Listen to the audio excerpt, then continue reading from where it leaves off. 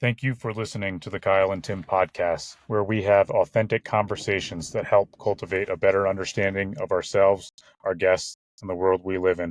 This podcast is about our guests, getting to know them, their backgrounds, experience, thoughts, and ideas. We really appreciate you listening. Before we introduce our next guest, we'd like to introduce you to a few sponsors that help make this podcast possible. Today's podcast is brought to you by Mountain Mule Transportation, located here in Bozeman, Montana. Mountain Mule is a private SUV and truck service, offering chauffeur services in all of southwest Montana. Whether it's your next skiing, hunting, or fishing trip, early morning or late night trips to and from Bozeman Airport, as well as weddings and private parties. No matter the occasion, Mountain Mule will get you there safely and on time. To learn more, visit mountain-mule.com and book today. Ladies and gentlemen, welcome to the next episode of the Kyle and Tim podcast. Our guest today is Dempsey Reier. This conversation went all over the place. We talked about ranching. We talked about some conspiracy theories that aren't so much of conspiracies. What else did we talk about, Dempsey? We talked about World War II. Talked about the Russians. We talked about Germany. We talked about movies. We talked about Hollywood in the 70s.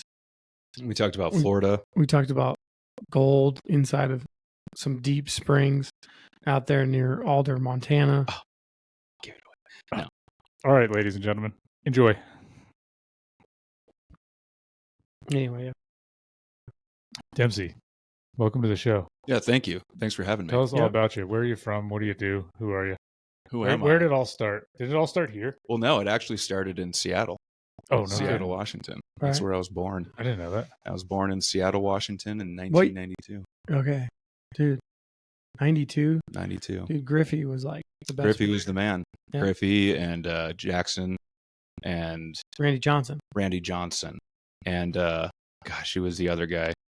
Well, Griffey was still playing a decade later because I've watched him play. So. But I'm saying he was like on fire in the early 90s. Randy Johnson, he's the one that hit the pigeon. Yeah. The pigeon was Randy flying Johnson through was and he pitcher. smacked it. Super tall. He's like 6'4", 6'5". Played for the Diamondbacks first, right? Yeah, he was with the Diamondbacks for a while. He was, but I think he played for maybe I have it wrong, but it doesn't matter. He played for the Diamondbacks. He also played for the Mariners. Mm-hmm. Yeah. He played for a bunch of teams. Yeah. And there was another guy that was a big home run hitter. Well, A-Rod was at Seattle for a while too.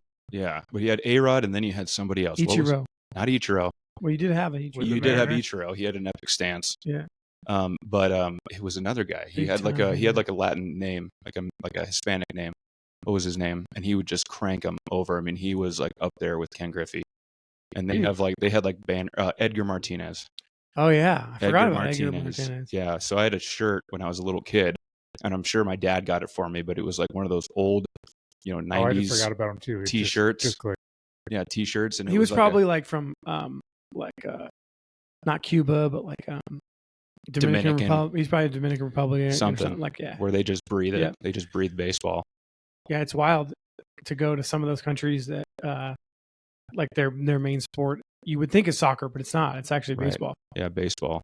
Yeah, but I had a shirt, a T-shirt that said it was like a picture of Edgar Martinez just hitting a grand slam, and then in like the old '90s like Shasta cursive, it just says "Thank you, Edgar." Yeah. And I just remember having that shirt, and I didn't really even know who he was, but apparently when I was a little baby, or I was maybe around 2 or 3 years old, we had gone to a Mariners game. And then after the Mariners game, we were in downtown Seattle, and we went to a Starbucks. One of the various Starbucks down there. And yeah, right there, dude. Yep, right there on the Puget is the first one. But we were somewhere, and apparently A-Rod's like family was in that Starbucks that we walked into, and my dad kind of like knew. My dad was like a huge baseball fan. So he like knew these people, and apparently I'm on the ground. I'm a child, and my dad's like talking to these people, and I'm playing with A-Rod's niece, who was about my age, apparently. So there's a little story there for you. Cool. And then one time my dad ran into Eddie Vedder in one of the the gas stations like in Seattle, because we lived like downtown Seattle. Okay. Yeah. So when I was a little kid, I remember, I mean, this was like 4 years old. From where we lived in Seattle, I'm looking up at the, like, I can see like the entire bottom of the Space Needle. Mhm. So we were like a block away from the Seattle Center, Mhm. right? I'm sure. So Yeah, it's right there. yeah, it's right there. So I used to, as a child thinking that was like how you wished upon a star. For some reason, I used to like kind of pray to the Space Needle for some reason, thinking that was like the Northern Light or something like that. I don't know. Yeah. Yeah. You just reminded me of a baseball story from when I was a kid. We went to see Cal Ripken play. Oh, I think it wow. was his last season. So we went to Maryland, and they were playing the Mariners. And the Mariners were staying in our hotel. Hmm. So I got some autographs because we like ran into some of them in the lobby. Yeah. I got John Olerud, Okay. Ichiro. I don't know who else I remember, but I remember John Olerud and Ichiro. Cool. I don't know when that was. It'd be easy enough to figure out whatever. I think it was the last year Cal Ripken was playing. But in like the late 90s. Yeah, somewhere around then. Late 90s, maybe even the early 2000s. Yeah. Because he played till he was pretty old. Yeah. Katie is very pumped. My sister Katie, because she caught a foul Ichiro ball at spring training, Mariners spring training. Nice. She's like so pumped. This was like, where was that? This was like 5 years ago, and she's just ecstatic about it, about catching this. Ichiro. It's an Ichiro ball. That was probably like 7 years ago. Okay. She's just lit up about it. Yeah, well, it's probably worth something. Somewhere in Arizona or wherever they play. Yeah, okay. Yeah, Scottsdale, I think. Yeah, probably right. Or, somewhere down there. All right, man. So it started in Seattle. How long were you there for? I was there until I was about 4. All right. 4 or 5 years old. All I know is we got here. We moved back to Bozeman, where my dad was from. My dad, all my uncles, they all went to high school here. And my dad graduated from Bozeman High in 82. And we came back in 1997 is when we got back here. Okay. But I was just, 4 or 5 years old. And yeah, we so we get back here because my dad is going to, he started a company in Seattle, and it was a paper delivery company, and it was called Bullet. And so he had like a fleet of trucks doing paper delivery, right? It was probably a big thing at the time back in the early 90s in Seattle, right? Offices, businesses, all over the place, tech. And he got into a lawsuit, and that lawsuit was he had the name Bullet for his business. And that's one of those things that I guess all businesses have a big fear about, is if somebody sues you because you have a similar name. Yeah. And I can't, it's like cease everything. Yeah, it's like lawsuit. a trademark the thing. They're like fighting over the name. Right. And so that's essentially what happened. Cease and desist letter. Cease and desist. Yes.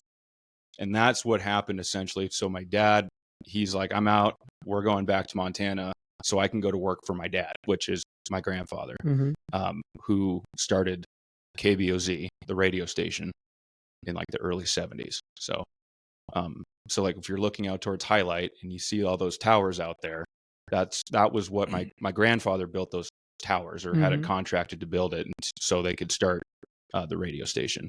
Yeah, you see the red lights at night, don't you? Yeah. But they did their, so, fast forward till 2010. I think 2010 was the last broadcast that KBOZ did under Reier Broadcasting. My grandfather, he got like dementia real bad, right? As we all are, becoming more and more aware of everybody having friggin' dementia. And so he was a very like proud and stubborn man, so like he wasn't paying bills. He was just like kind of like flipping the whole world off when he got to a certain age. Okay. And essentially that's what happened is he lost the radio station, but he was already like in his, 80s when it happened. Okay. And so, but he just, the crappy part about that is he didn't like pass it on, to like my dad and my uncles. He just like, it was he birthed it, and then he killed it, kind of a thing. Yeah. You know what I mean? But in those years growing up around Bozeman, and when the radio station was at its peak, late 90s, early 2000s, actually it was probably at its peak before that. But I remember as a kid, we had box tickets at the Cat games, and we do we'd go to like the parades in the summertime, like Bozeman, Livingston, big rodeo parades and everything. And we had this like, I don't know, it was like 100-foot Fox blimp, right? Because Fox was like part of like one of the one of the radio stations, and so there was like this big, huge inflatable Fox that was like holding the guitar. Okay. And it would be, it'd be like a part of the parade. And as a child, you're like looking at that, like, oh, what's going on? Like, what is my family doing here? Yeah. But it was all just through the business that, my grandpa became kind of a popular guy, and, he just kind of ran the media around here for quite a long time. Cool. Yeah. It's fucking sweet. Well, welcome to Prestige Media Montana World Pod. That's right. It's nice to have you here. Yes, that's right. So so I think circle. about it like We're this is full the circle now. I forget that we own and operate a media company. Yeah. That's right.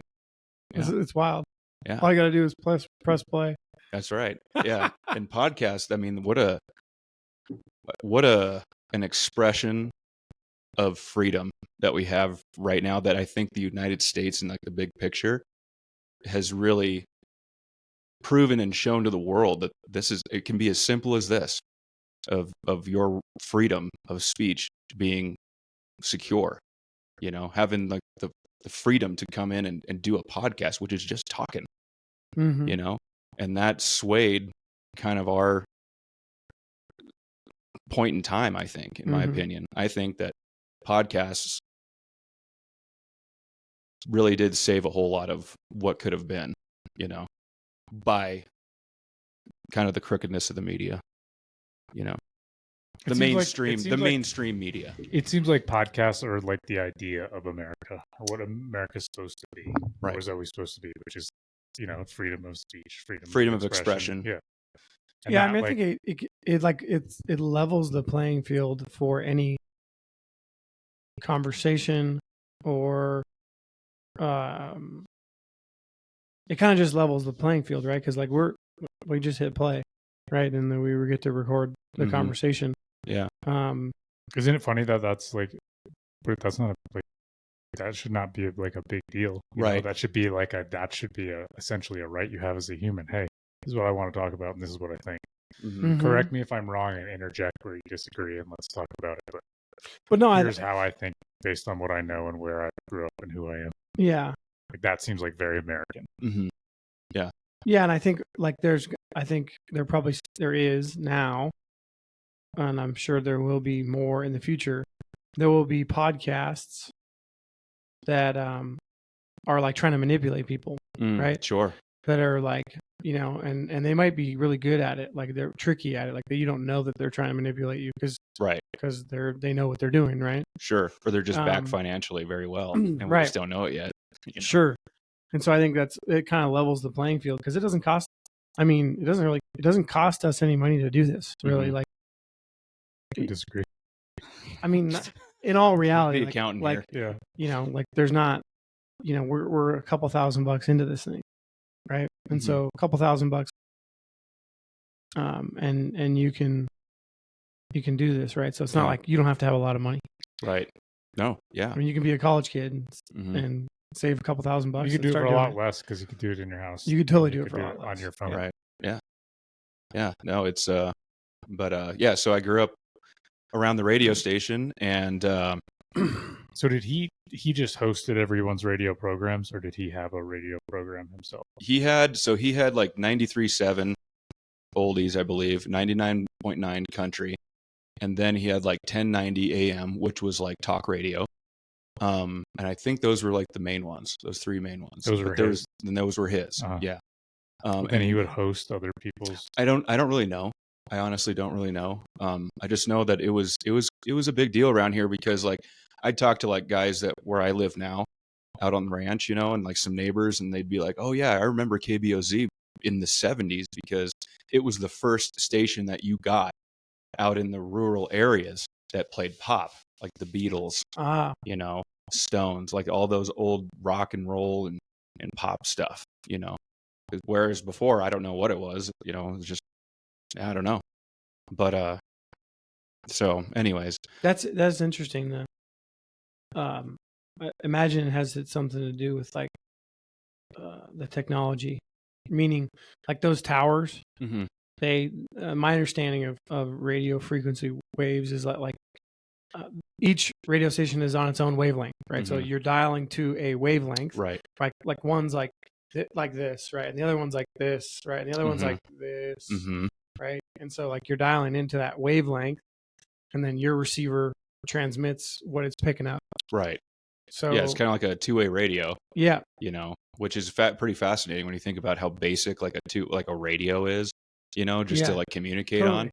Like a But- walkie-talkie. Yeah, but you can like chime in on it, you know, in different. That's why radios are good to have, like in case of like an emergency. Totally.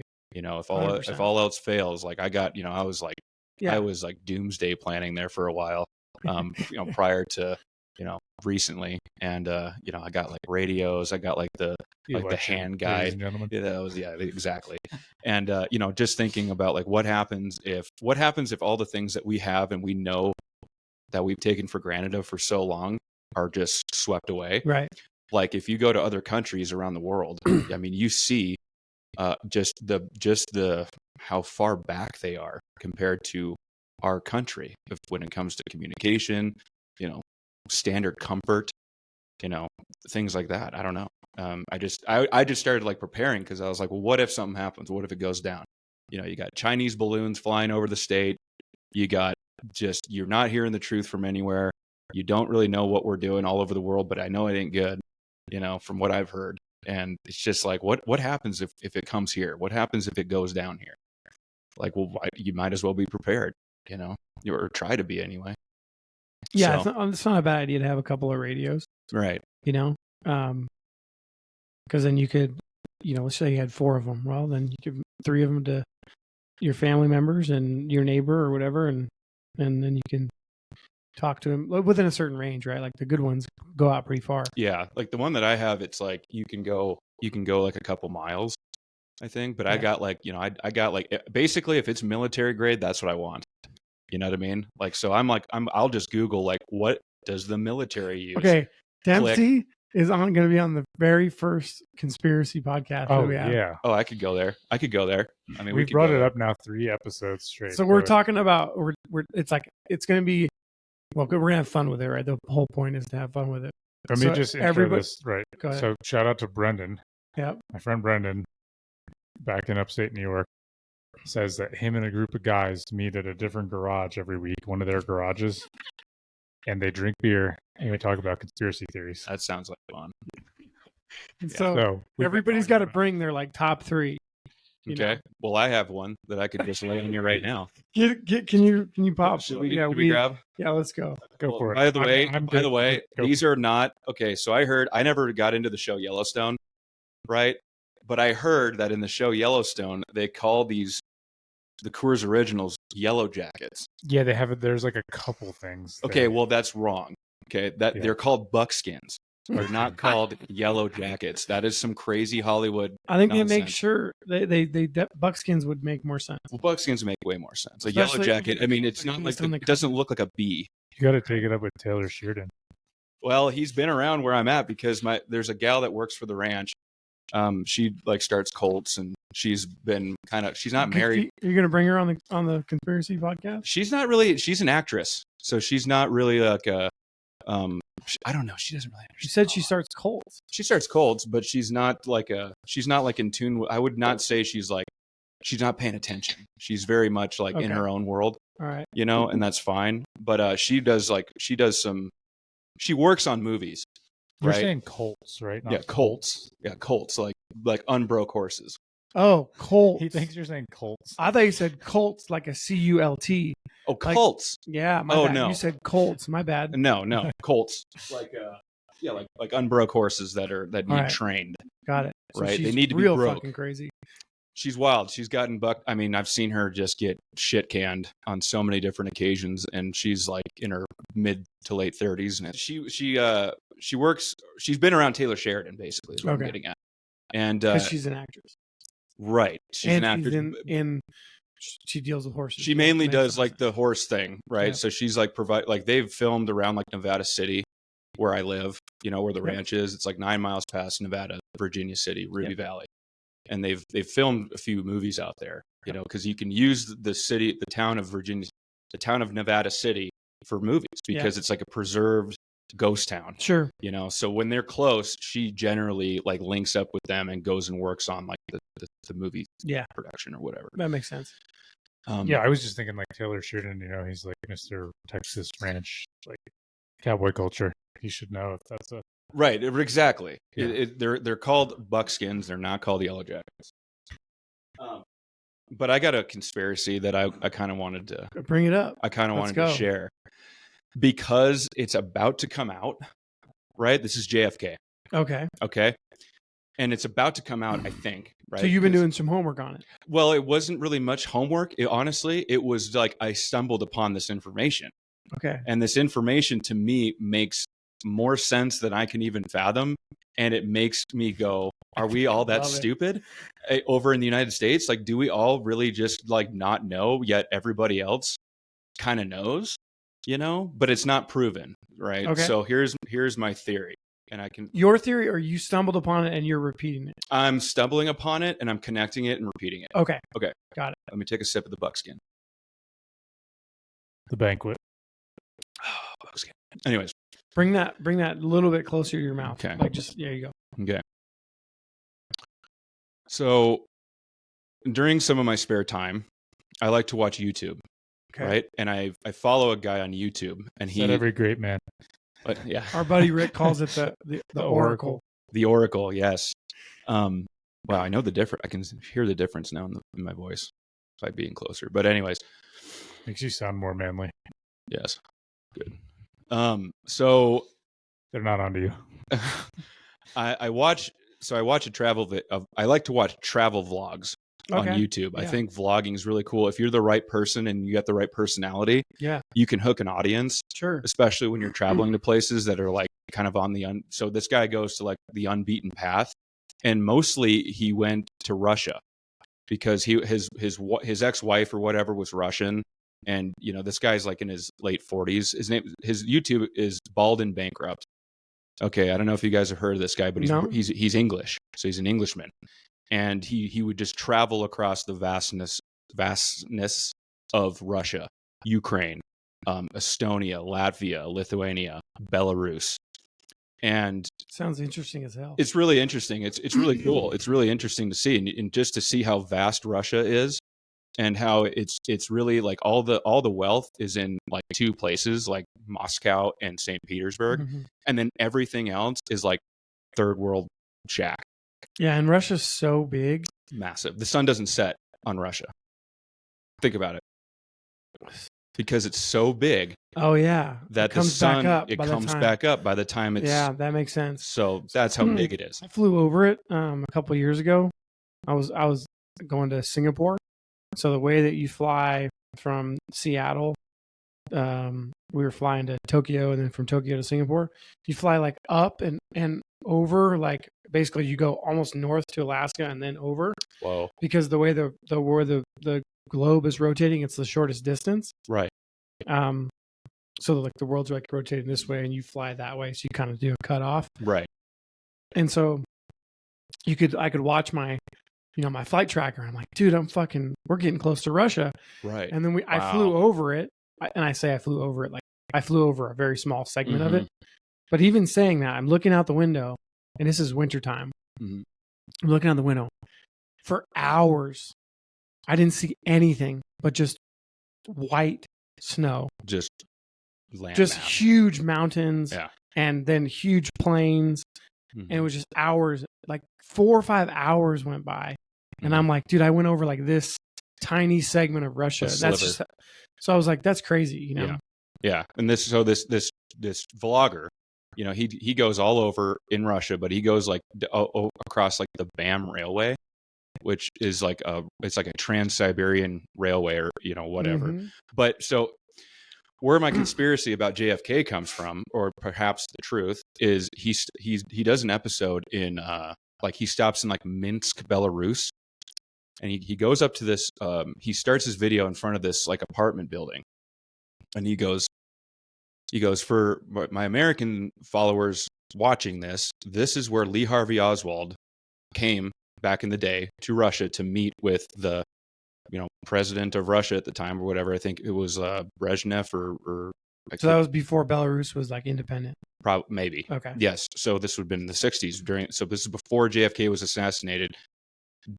Lee Harvey Oswald goes to Minsk, Belarus, to meet with some Russian hierarchy, and he goes, and so it was Oswald that was in this building with the president of Russia, and for those who are watching, like, you guys think that Lee Harvey Oswald killed Kennedy, but he didn't. So what I'm connecting, what makes me connect is, well, what does he mean? What does this guy mean by saying that for all those who think it was Lee Harvey Oswald, well, it wasn't. And it's showing this building in Russia or Belarus of where this guy stayed who killed Kennedy. So what does that tell me? That tells me, well, what could have happened? My guess is it was a Russian sniper that killed Kennedy. I believe it was a Russian ex-Soviet, Stalingrad veteran who knew how to shoot a rifle, right? You think of the shot that he took on Kennedy, 2 shots, one in the head, in a moving vehicle. That's not Lee Harvey Oswald. That guy was like a shrimp dick. You really think that guy could make a shot like that when you got the Russians involved? Now, the Russians were known for their sniping abilities, right? Their marksmanship at the time. And so it kind of to me made a lot of sense. It was like, okay, well, the Russians did it. They got a guy to come in from Russia to assassinate Kennedy. We're like right in the middle of the nuclear crisis, the Bay of Pigs. Russia and the United States are more tense with one another than they had ever been. So why wouldn't they? And how could they get this Russian sniper into the United States? The Russian mafia was all a part of it. Why did they pinned it on Lee Harvey Oswald? Why did they do that? Because they didn't want to outrage and cause an actual war, so they can get away with killing our guy in the heart of Dallas, Texas. We do this to you. Kiss our asses. And we're not going to go to war. It kind of makes perfect sense. Okay, so let's walk through this real quick. So, because I don't know anything about I don't know anything about the time period or JFK. I haven't done any research on it. But let me back up. So Lee Harvey Oswald went to what is now Belarus, Minsk, Belarus. Why did he go there? Why do you think he went there? Well, why did they say in that video or? So he went there because he was essentially he was a communist. Right? Okay. He was a communist. Okay. At the time, he was a communist, and I think Lee Harvey Oswald's social upbringing was that of an outcast. Okay. Okay. So he somehow gets in touch with the Russians and becomes a communist sympathizer. Okay. They somehow figured that out. They know it. And so they essentially, that was like his ticket to friends, his ticket to notoriety. Yeah. And the Russians could easily coax a weak-minded person who doesn't like his own country to say, well, we're going to kill JFK. We're going to assassinate that and then mother pin it effer. on him, and then we're going to pin it on you. Because he fits the story. And he fits the story. He looks like a hero, so he thinks, to the Russians. But then they're going to blame it on him. And so the reason why I think that John Rose, maybe his name wasn't John Rose. It was something. The guy that killed Oswald, like where he goes up and shoots him in the guts. Yeah. I think that guy knew the whole thing as well, and also didn't want him to spill the beans on it was actually a Russian sniper that shot him, because we would have gone to war with Russia. The American people would have absolutely been like, let's go. Let's go to war with Russia. And it could have caused a nuclear exchange, obviously, that could have wiped everybody out. So I think it's the perfect alibi. But I'm just saying that the truth is, in my prediction of this thing that might come out soon, and that's why I want to put it on the record right now, because if it's not true, well, whatever. But if it is, I can be like, I knew it.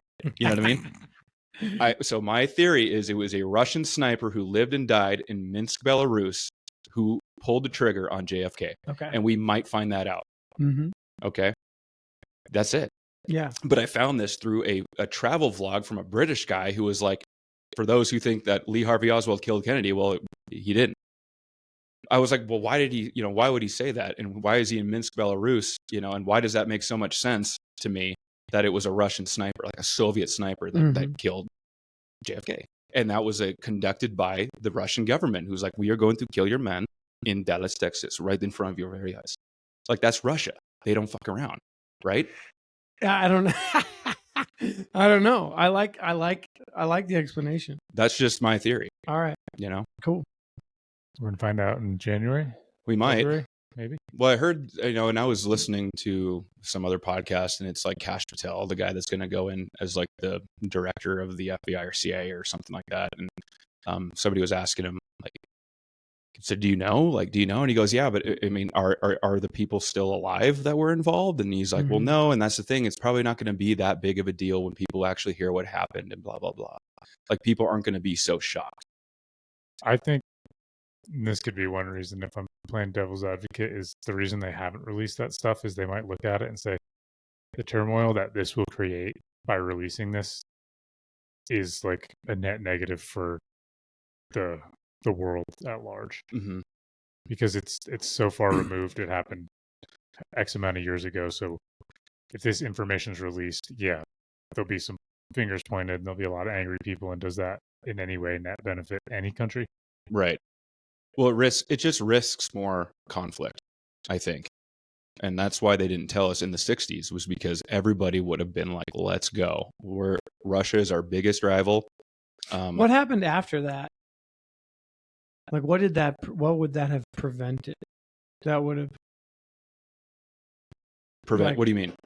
Like, did our relationship with Russia get better after that?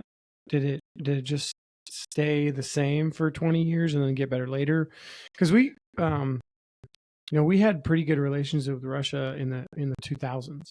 Yep. But I don't, I was too young. I wasn't paying attention in the 90s. I wasn't paying attention in the 2000s either. But we had pretty good relationships with, George Bush and Putin, in the 2000s. And it's interesting, like I think our relationship with these countries like flip-flop, right? They go from, these guys are they're our best friends and we're doing good, we're doing business together, to, okay, now we're not doing business together with them. And then 5 years, 10 more years go by, and now we dislike them. Right. Right. And so I would say over like maybe a 20, 25 year period, things like change.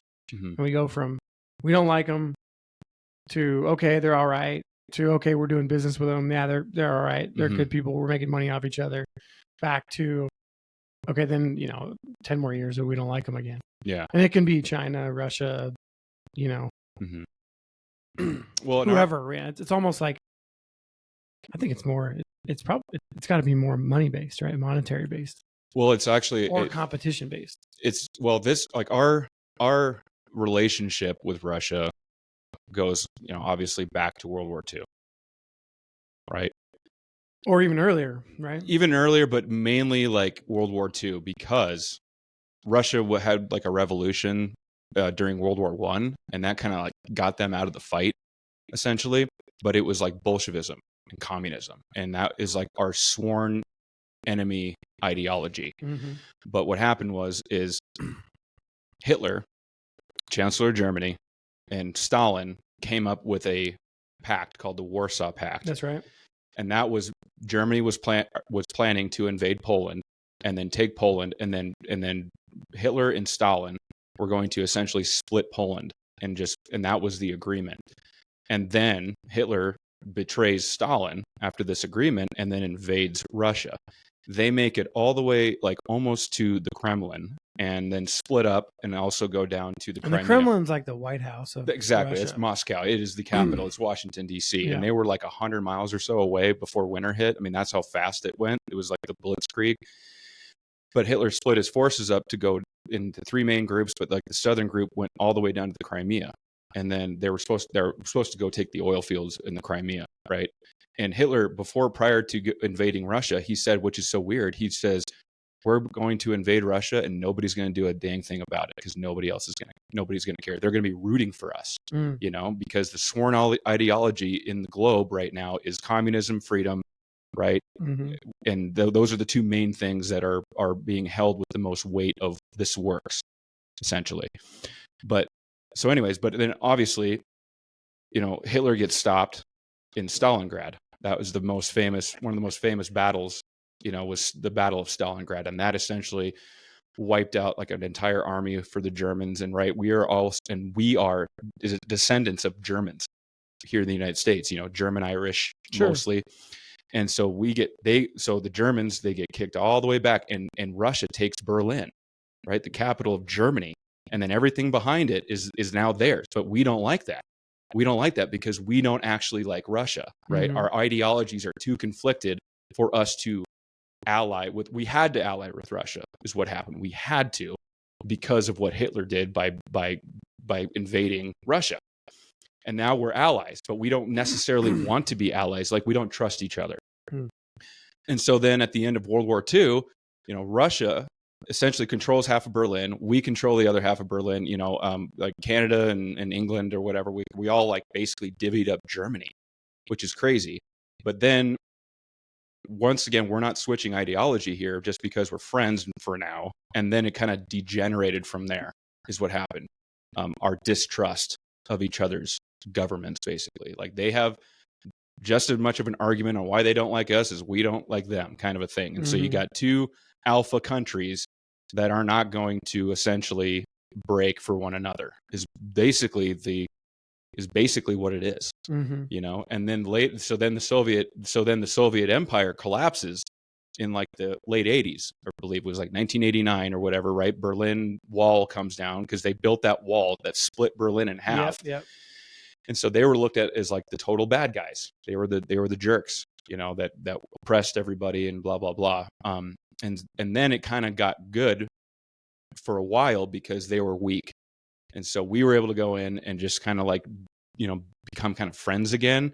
But meanwhile, Vladimir Putin is a young KGB officer in Berlin. He's stationed in Berlin when that whole thing collapses. And so Putin's upbringing, similar to Xi Jinping of China, is communism. That's what he grew up with. He grew up with it, and so he was obviously humiliated at what happened to the Soviet Union. And then a guy named Boris Yeltsin kind of takes it over, and he's like a drunk. He's like our Joe Biden is what Boris Yeltsin was at the time for Russia, right? He was for sure a drunk. Like, he's like blasted on TV, and he's like slurring his words on speeches. Yeah, so you've seen it. I've seen that stuff. Yeah. So that was like probably the best we had there relation wise, and that was actually that didn't come till later. That was like the 80s. Yeah, so it was about the fall of the Soviet Empire. Yeah. Yeah. Because it's not a history that I know. I've seen a couple of air quotes documentaries on this stuff, but I'm not sure how accurate those documentaries are, and two, I just don't know a lot about the timeline. And what would I know about Russia in the 90s? I was a kid. But I've had a lot of time. You got to remember, I've had a lot of time, like on the ranch, to just like watch things and like try to gain. I like geopolitics. Yeah, that's one of my favorite subjects because it's like big picture stuff. That's like the top of the top, and then when you kind of try to understand geopolitics, it can kind of trickle down and then make you kind of see things for what they are and why they are and so forth. And I think that's pretty important. But I'm just curious. I'm just curious, and it all started from World War II because I was like, man, those are like Saving Private Ryan. Yeah, that was like inspired. Like, I was like, that is and it's like, that's Steven Spielberg. But that's just how great of a director he was, and how good movies were back then. But that it was just like I saw Saving Private Ryan for the first time, and it was like that D-Day scene, and it just like stuck with me forever because I was like, that's my team right there. That's my team. That's America that went in and took care of business, and like that. But it's so crazy how today we still see those effects of World War II, on just the geopolitics currently in Western Europe and Russia, Yeah. It is funny when people get very fixated on a local as in like this county or this state or this country political reason, and they don't see sort of downstream and upstream effects of. They get so fixated on their one view and their problem, and they don't really see the way it's all intertwined. Right. And it takes a lot of time and research to understand what all these things affect. So you just don't see it like if you're not thinking broadly enough. Yeah. So it is cool to try to understand it from the most broad perspective, and then see it narrow down to your state and realize, or your country. So I had this is kind of funny. I don't know, but I had the Bureau of I was in communication with the Bureau of Indian Affairs in Washington D.C. Right, because I spent a winter while on the ranch. I was night calving, and when you're night calving and you're going 12 hours a night, 7 p.m. to 7 a.m., and you're calving out 1,400 head of cows, and you got 2 months in the dark. Podcasts and Audible is where it's at. Can you explain what night calving is and what that entails?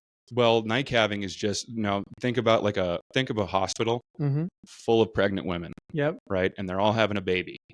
And so that baby is going to come out. It might not come out during the day. It might come out at 1 or 2, 3 o'clock in the morning. Yep.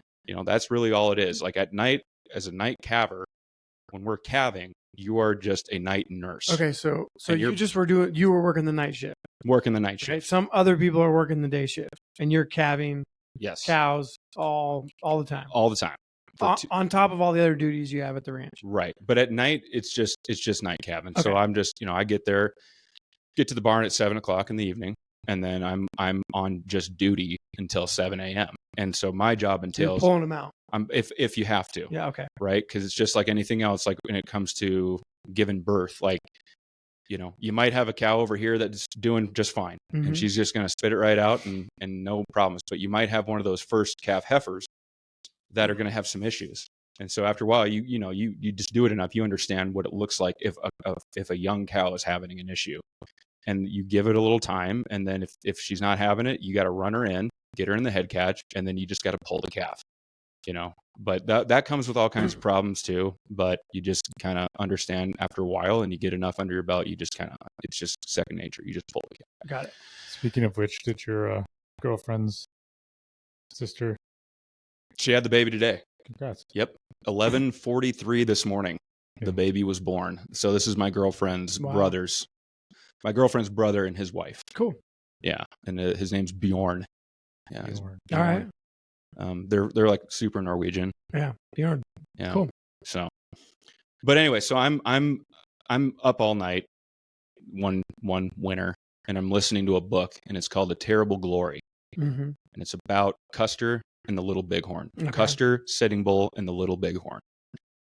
And it's so intense. I mean, it's just epic what happened right there off the highway south of Billings. I don't know if you've been right through it, but it's the battlefield, the last stand hill right there. And if you're on the highway and you look up, you can see where Custer's last stand actually took place, where they got all the graves up there.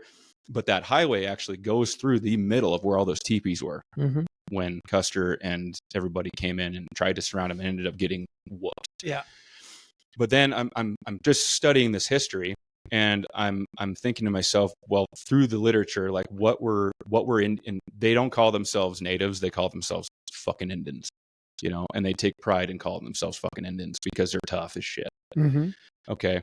And so I kind of had this weird like idea because like we're letting in like anybody and everybody through our southern border. Right. And so I had this riff. I kind of got pissed off, especially coming from the ranch back to Bozeman. I'm hearing about people running into my buddy in a vehicle. They don't have insurance. They don't speak English. They don't have a license. And like, there's just nothing you can do about it. And I'm like, why are we letting that happen when we have reservations here in the state that are just depraved and they're not doing well? Right. And I'm not like speaking for the Indians, you know what I mean? But I'm just observing that these are our native people. These are our Aborigines. These are, what can we do to mend things in a way that it's not like forceful, but it's like voluntary, right? A voluntary way to restore the cultural pride among these reservations in the state to where they're not known for certain things, right? Yeah, yeah. And so through reading this book, it was like, it kind of became clear to me that prior to the settlers coming into Montana and kind of taking things over, breaking treaties and blah, blah, blah, boys that grew up on reservation or grew up in Indian tribes were known for being warriors. Okay. How much coup have you counted? Coup is touching the enemy like close up before you kill them. I mean, that's how intense and close up their combat was. And they were basically known for their warrior abilities, and like they got like social clout through how many scalps they brought home. Right. You know what I mean? And so I kind of had this idea. Then this is going back to I'm talking to the Bureau of Indian Affairs, right? The people, the department that kind of caused the mess in the first place, you know? And I'm like, well, why doesn't the United States government at least have like a program that recruits Native men and women off the reservations and sends them free ride to West Point Military Academy? You send them to military academy, and then they can have their own tribal fighting units that work alongside the U.S. Army or the U.S. Marines, right? Because in World War II, the Australians used their Aborigines to fight in Burma and like the Philippines and so forth. And I'm just thinking in a historical context. I'm thinking in like a, you know, what I'm learning about by just listening to the history, right? You know, what were the white people known for? They were known for farming, and it'd be like taking the plow away from the white man and not giving it back to him for 200 years. Give him the spear back. Send them to a military, like a pristine. You're saying they were being a warrior is in their heritage. It's in their blood. It's in their blood. So you're saying, well, let them be warriors again. Exactly, but not like working for us, but working for themselves with us. Sure. Right, because it has to be like a mutual, you know, respect there. Like you can, and like imagine like recruiting on like reservations, right? Like you have like an Indian man who's like in uniform, like, I want you to join the warrior, you know, the warrior front, like, let's go. I don't know. That's just, but anyways, I call the Bureau of Indian Affairs because I'm all inspired and thinking, oh, this is a great idea, you know? And they were like, wow, you know, we always hear people calling and complaining, but nobody's ever coming up with any answers. And I'm like, well, what do you guys do? You know, what are you guys doing down there? How many of you work down there? And she's like, there's like thousands of us that work for the Bureau of Indian Affairs. Like, what do you do? You know, what do you do? And so, like, why aren't you coming up with anything to mend what is not, I don't know, I wouldn't call it a tragedy. I would just call it like a series of bad decisions that have led to what should be a thriving culture today. Yeah, so I'm reading Undaunted Courage, which is a book. Great book, Stephen Ambrose. Yep. So, you know, Lewis and Clark. Yep. And so I think from the beginning, right? Like from the beginning when we started moving west, we misunderstood the Indians. Like we didn't know anything about them. And why would we? Never had any contact with them. We don't know how they think. We don't know how they live. We don't know, you know, what's important to them. And so I think there's a misconception, or I think it's misguided, that like we were gonna treat them well, and that we could have. You know, I say I'm talking about the entire United States government and people moving westward, and it's like, well, like people migrated across the world, right, and they took over. Period. And it was like they were the Native Americans all over the country were just a circumstance of that, right? And so it was like, well, I don't know if there's like a right answer. I think we as like modern people want to think that, oh, we could have done something better and we could have figured it out.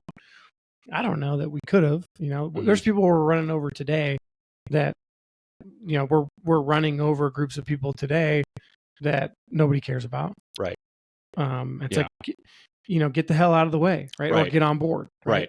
Either assimilate or get out of the way. And that's exactly what happened in the 1800s. And it's crazy because it wasn't that long ago, right? The 1800s. I mean, you had people that were eating each other, gutting each other open like animals, because it wasn't necessarily because they were evil people, is because that's all they knew. That was their culture, right? Like the Pacific Islanders. I just read a story about the whale ship Essex, you know, the story that inspired Moby Dick. And that that took place in the 1840s, and they went from Nantucket Nantucket, Massachusetts, down to go on a whale expedition around the Horn of South America. And then they go into literally the middle of the Pacific Ocean. Like over by Hawaii or whatever. Way far. I mean, over by Tahiti. Okay. Right? Tahiti, closer towards like Australia, or kind of right in the middle. But what happened there was a whale, a huge, abnormally large sperm whale, happened to run into their ship. And then it kind of like rocked the ship or whatever. And then somebody was in the ship working on the ship. So he was like clunking with a hammer. And that hammer apparently was making a clicking sound that the bull sperm whales, how they communicated.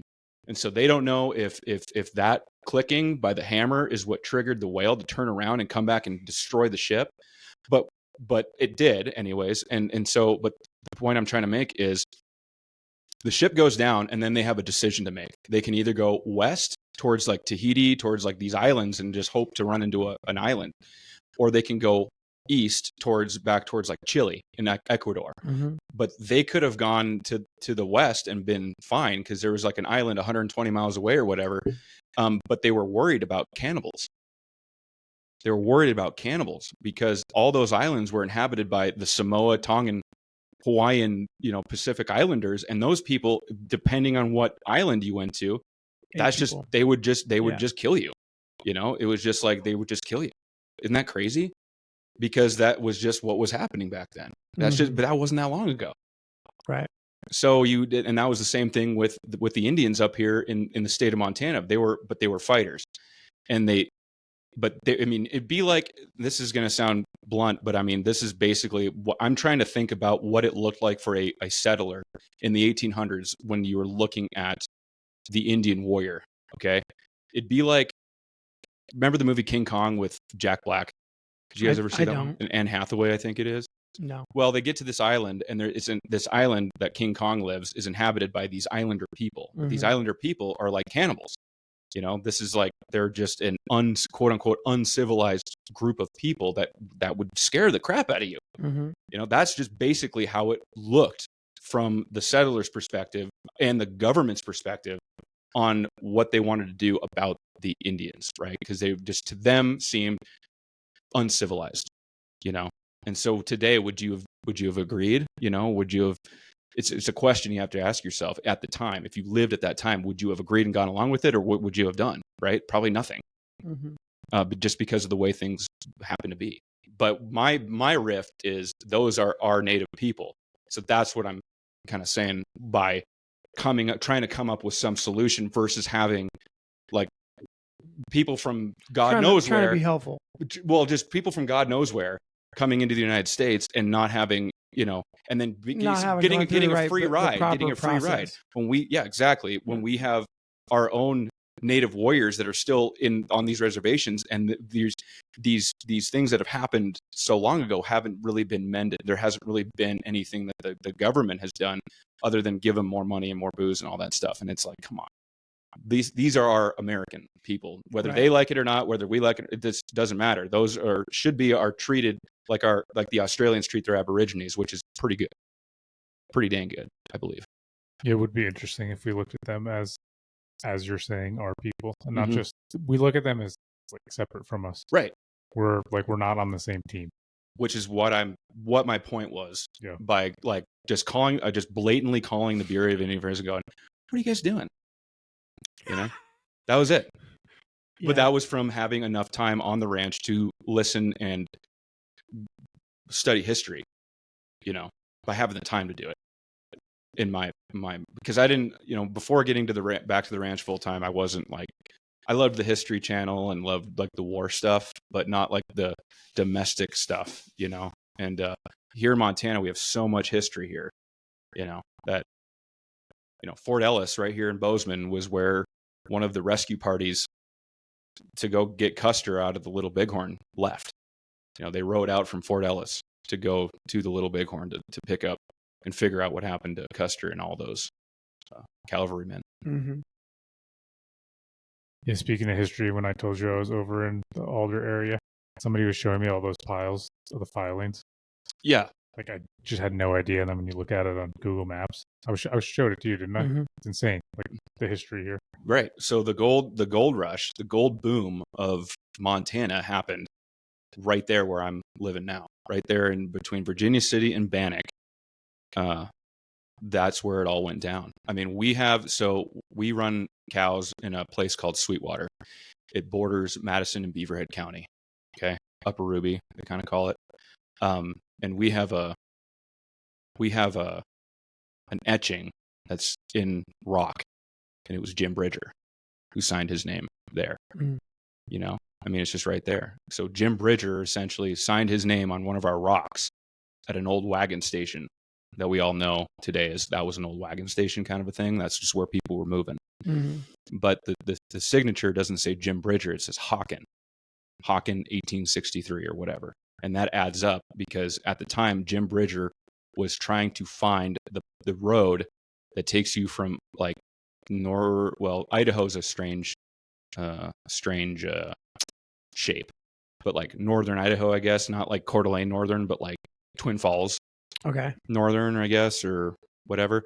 They were trying to find the road from Idaho into Virginia City because John Bozeman had already found the path from the east into Bozeman. Mm-hmm. So when Jim Bridger signed his name on our rock where we keep cows in the summer was when he was, and it all adds up. So it's like super historical. What's the Hawkins reference? Hawken was his alias. So that was like his trapper name, right? You have like a CB, Red Niner Dog 7. Okay. That was like, I guess, the way that trappers would kind of know who's who. Mm. But his alias was Hawken because he always carried the 50 caliber Hawken rifle. Mm. And that's why it says Hawken and not Jim Bridger. But we had, the historians all come out and check it out. And, and we have, pictographs, Indian pictographs that are all over in Sweetwater. And that was the Bannock Shoshone tribe. So you're reading Undaunted Courage. In Undaunted Courage, it actually talks about the Bannock Shoshone tribe because that was actually Sacagawea's tribe. Yep. And so they say that they summered.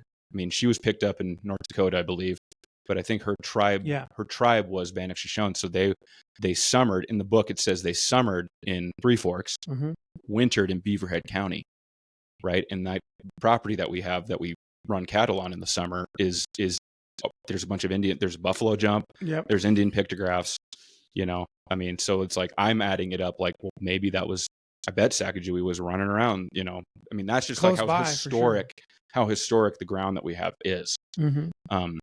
I mean, you had road agents,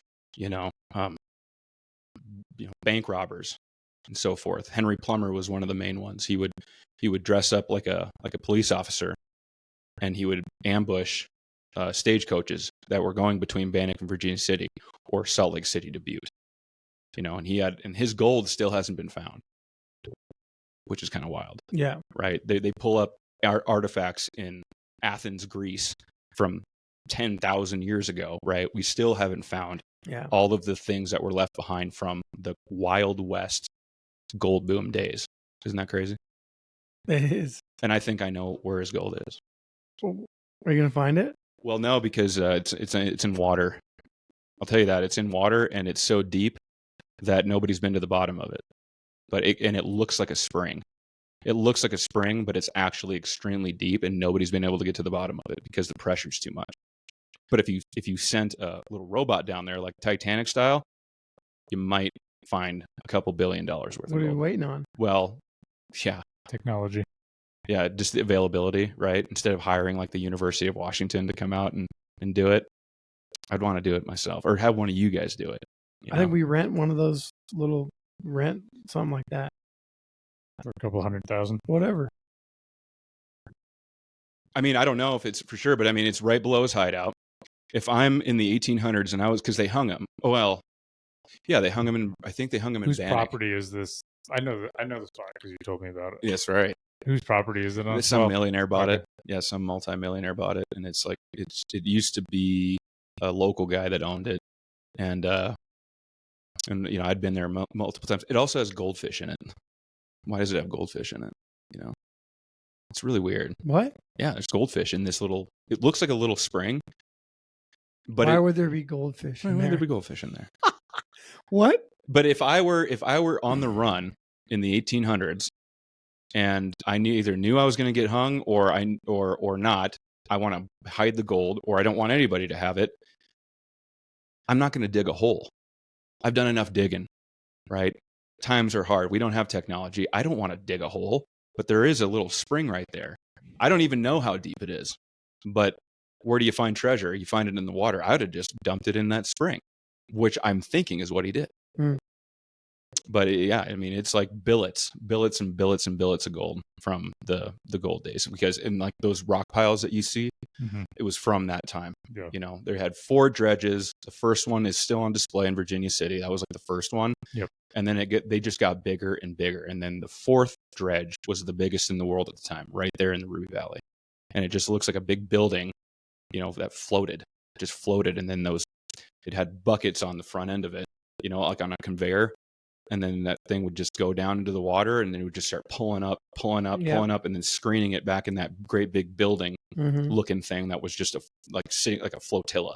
Okay. You know, and you can just you come to Alder, you can still see all those piles, and they, you know, from Virginia City to Alder, they just get bigger and bigger and bigger as the dredge evolved, you know, with technology. So, and there's still a lot of gold around. I mean, you know, they didn't get all of it.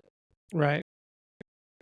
It's wild to look at those piles and then look at that machine sitting there and just think about like, what the hell's going on. Well, I got to take you to Sweetwater and show you pictographs, show you Jim Bridger's sign. I just want to know where that spring's at. I will show you. Take a dive. But that's the thing, is you can't, because it's so deep.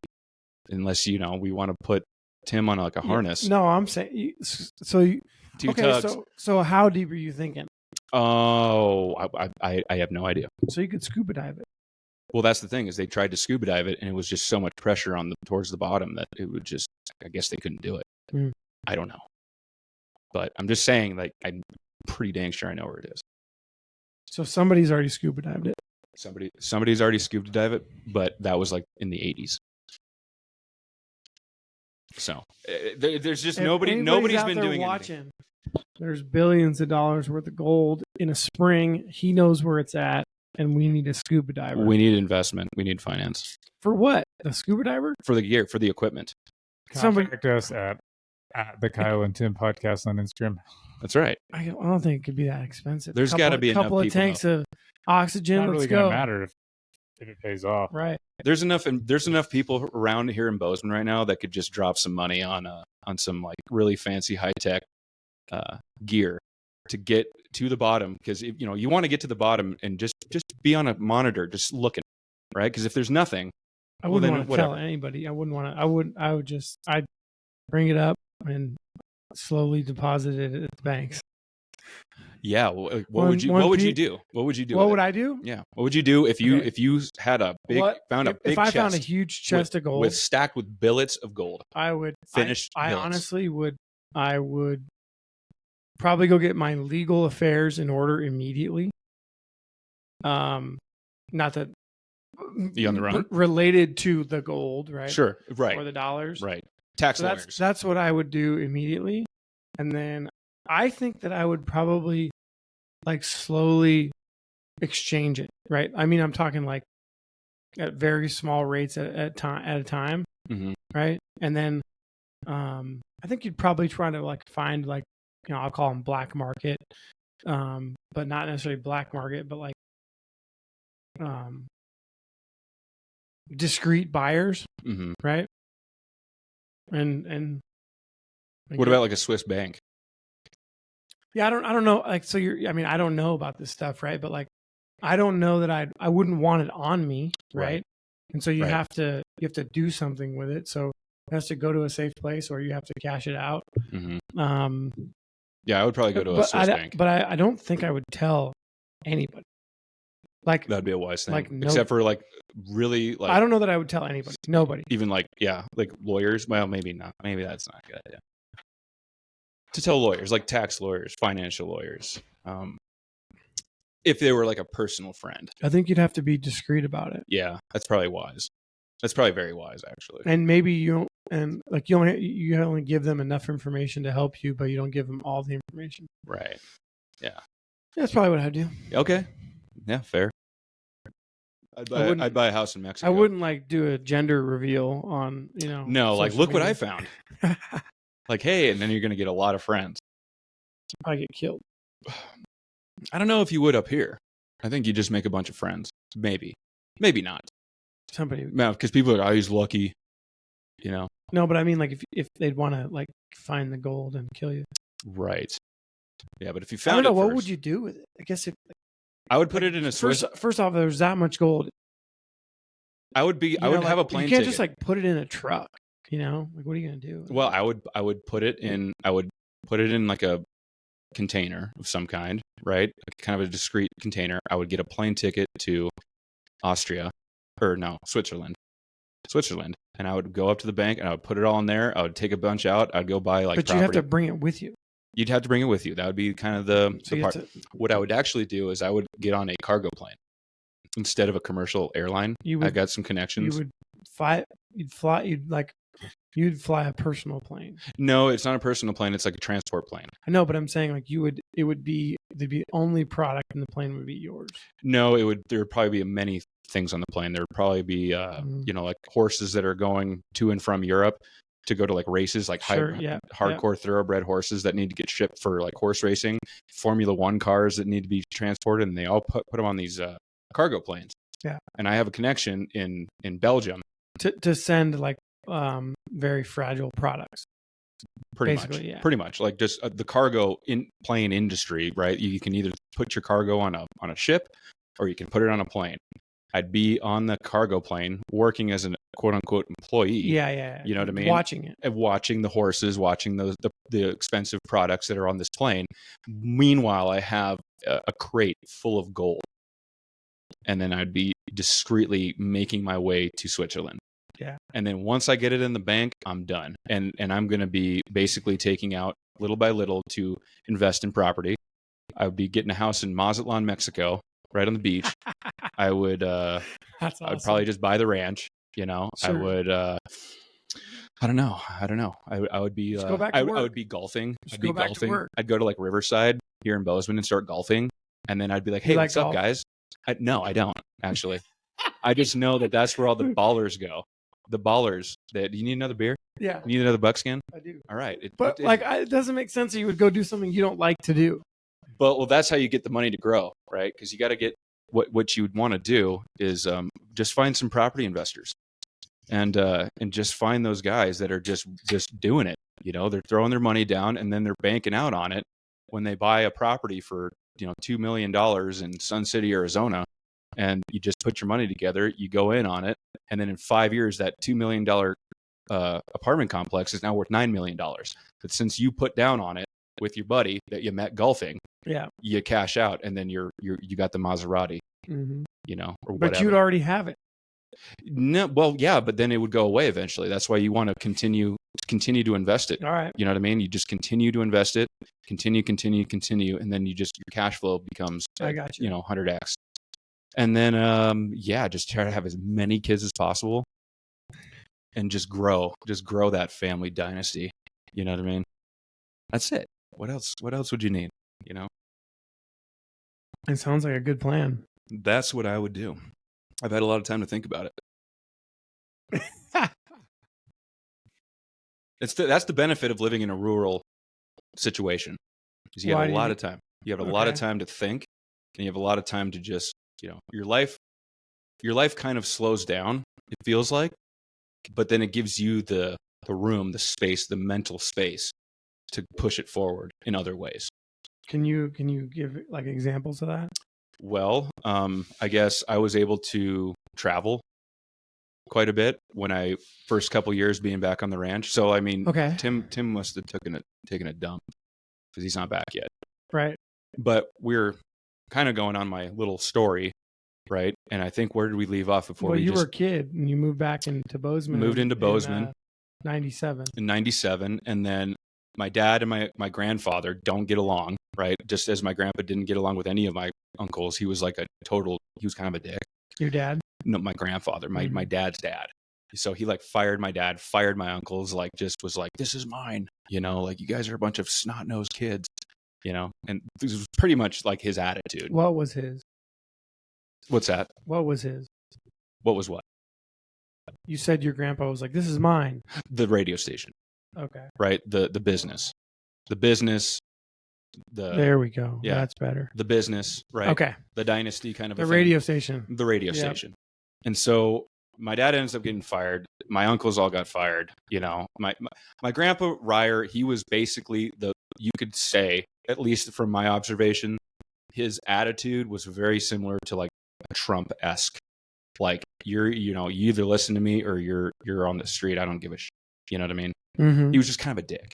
Mm-hmm. But he like came from nothing. His dad, my great grandfather, was a boxer. So like that's my grandfather who started the radio station. His dad was a boxer, and his name was Bobby Wildcat Reier. Okay. So they called him. His name was just Wildcat, you know.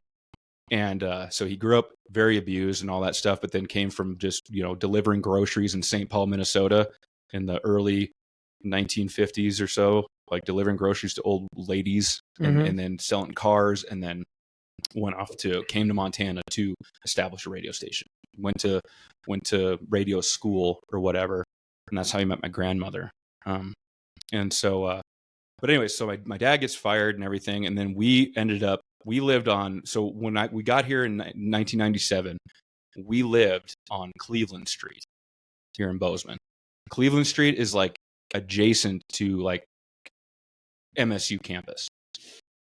Okay, so like like where it's like Joe's Parkway, Parkway Pickle Barrel. Yeah, yeah. So like if you right there. So if you are going past Joe's Parkway and you're like heading towards Wilson, yep, and there's that 4-way intersection, you can take a right towards MSU. Yep. And then it bends around, and that was the street I lived on. Okay. Okay. So we lived in this like beautiful Victorian style, like huge house. Okay. Then all of a sudden, we live in family student housing. Okay. So like Julia Martin Drive, family student housing. Are you familiar with family student housing?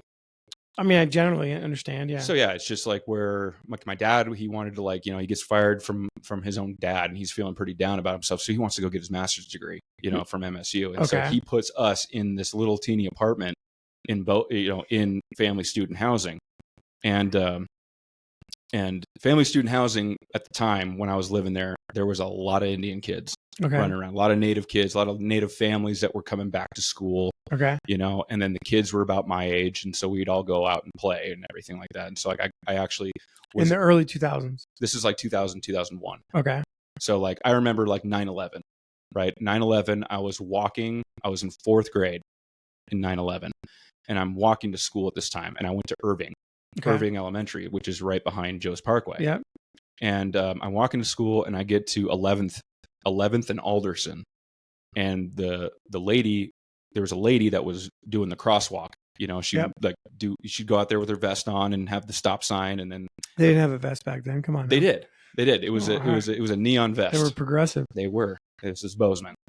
And I remember I'm walking across the street with a couple other kids, and then the principal, his name was Mr. Bruggerman, he was also crossing the street. And then the lady that was holding the stop sign was like, "Did you hear about the planes crashing into the buildings?" And he was like, yeah, I did. And he was kind of in like a haste or whatever. And she said, "I think it was terrorists."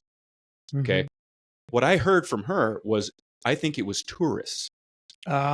Tourists. So when I was in 4th grade, I'm walking up to school, 2001, and I hear she thinks it was terrorists, but I thought she said tourists. I thought it was a bunch of guys in Hawaiian t-shirts that were like pissed off that they weren't going to Hawaii and took the plane over. And then they like were trying to fly it, and then like crashed into the World Trade Center. Okay. That's literally what 4th grader. I was in 4th grade. Yeah. So like I just didn't really know what was going on. But anyways, but I'm in family student housing at the time. It's like early 2000s, and I'm around a bunch of Blackfeet kids. Okay. Back in Julia Martin Drive, family student housing, and those kids, they liked to fight. Mm-hmm. We'd throw the gloves on. I'd have to throw the gloves on like a Saturday afternoon. Mm-hmm. And that was kind of my indoctrination into the native lifestyle. Mm-hmm. You know what I mean? Which was tough. And they just liked to get after it. They liked to throw hands, basically. Yeah. And I remember a lot of times you'd hear like "Buxy buh, white boy," and that means come here, get your ass over here. Throw the gloves on, let's go. And that was a really interesting time, right? Because we go from Seattle to Cleveland Street to family student housing. I'm getting my ass whooped all the time. I'm getting my bike stolen, and then I have to confront who stole my bike. Yep. You know, and those were like older, tougher kids than me. But then my Indian friends would come over to the house and be like, "Dempsey, you got to get out there. You got to go get your bike back." Mm-hmm. And I'm like, well, I don't want to, you know, because I don't know how to fight. I don't want to get beat up. And they're like, well, if you don't, you're going to get messed with even more. Mm-hmm. So you better go take care of it. And I remember these brothers that had stolen my bike. It was Jake and Misu. Okay, I don't know if they're probably ever going to hear this, but their last name was Ironcloud. Okay. You know, Ironcloud was their last name. And, you know, they had the one brother, he had short hair. The other brother, he had like the double braid, you know, but they were just like bad looking motherfuckers. You know what I mean? And they were over at the basketball courts and they had my bike underneath one of the hoops and they were using it to jump off of it and dunk the ball while I'm approaching with my other Indian friends, you know, that were like, you're going to go fight these guys? Like, come on. And I just remember I got up in this guy's face. His name was Jake. And I got up in his face and I was like, give me my bike back. And he's like, what are you going to do about it? I don't want to give it back. And I was like, give it back. And then he just wound up and just right in the mouth, just socked me right in the mouth. And then I remember I didn't like start crying or like run away. I like just ran back. It hurt. And I just ran back up into his face. I didn't hit him. I didn't touch him, but I just got back up in his face and my mouth was just bleeding. And I just had this stone cold look like, and then they just said, all right, your bike's yours, and then walked away, you know? And then from that day forward, they just never like messed with me again. Yeah. You know, but like, I didn't strike him. I didn't like actually like win I just like took a hit and then walked back up and kind of pretended like it didn't faze me. Sure. But inside I'm like pissing my pants. You know what I mean? Yeah. And so, yeah, that was like my experience in Julia Martin Drive, you know, that was you know, it was just Julia Martin Drive, but I can't remember. Like, it's like the red brick buildings over there off of 19th. They're like red brick buildings off of 19th. Oh yeah. You know? Yeah, that's where we lived. Right there. Okay. Right there. Oh, is that like on South 19th? Yeah. North 19th. No, yeah. South 19th. When you South cross 19th. Huffine and you're going south on the left there. South 19th. Yeah. Like if you're heading to the Bobcat Stadium or whatever, or vice versa, you're heading towards, you know, Main and 19th. Yeah. But so yeah, that was Julia Martin Drive. That was like 4th grade. And then we moved from Julia Martin Drive in 2004 to Curtis and 11th. I don't know where Curtis is. It's just right in the middle. It's just like from campus, MSU. You know, you're heading towards Main Street. Yep. It's that street right there from campus to Main Street. There's like that roundabout. Oh, and yeah. You're just heading down towards the old high school, which is now also, I guess, the new high school, whatever. Because like I was in school when the old school, before like the new school got built onto the old high school. I got you. You know, like I went to middle school at Chief Joseph, which was where now the new high school is.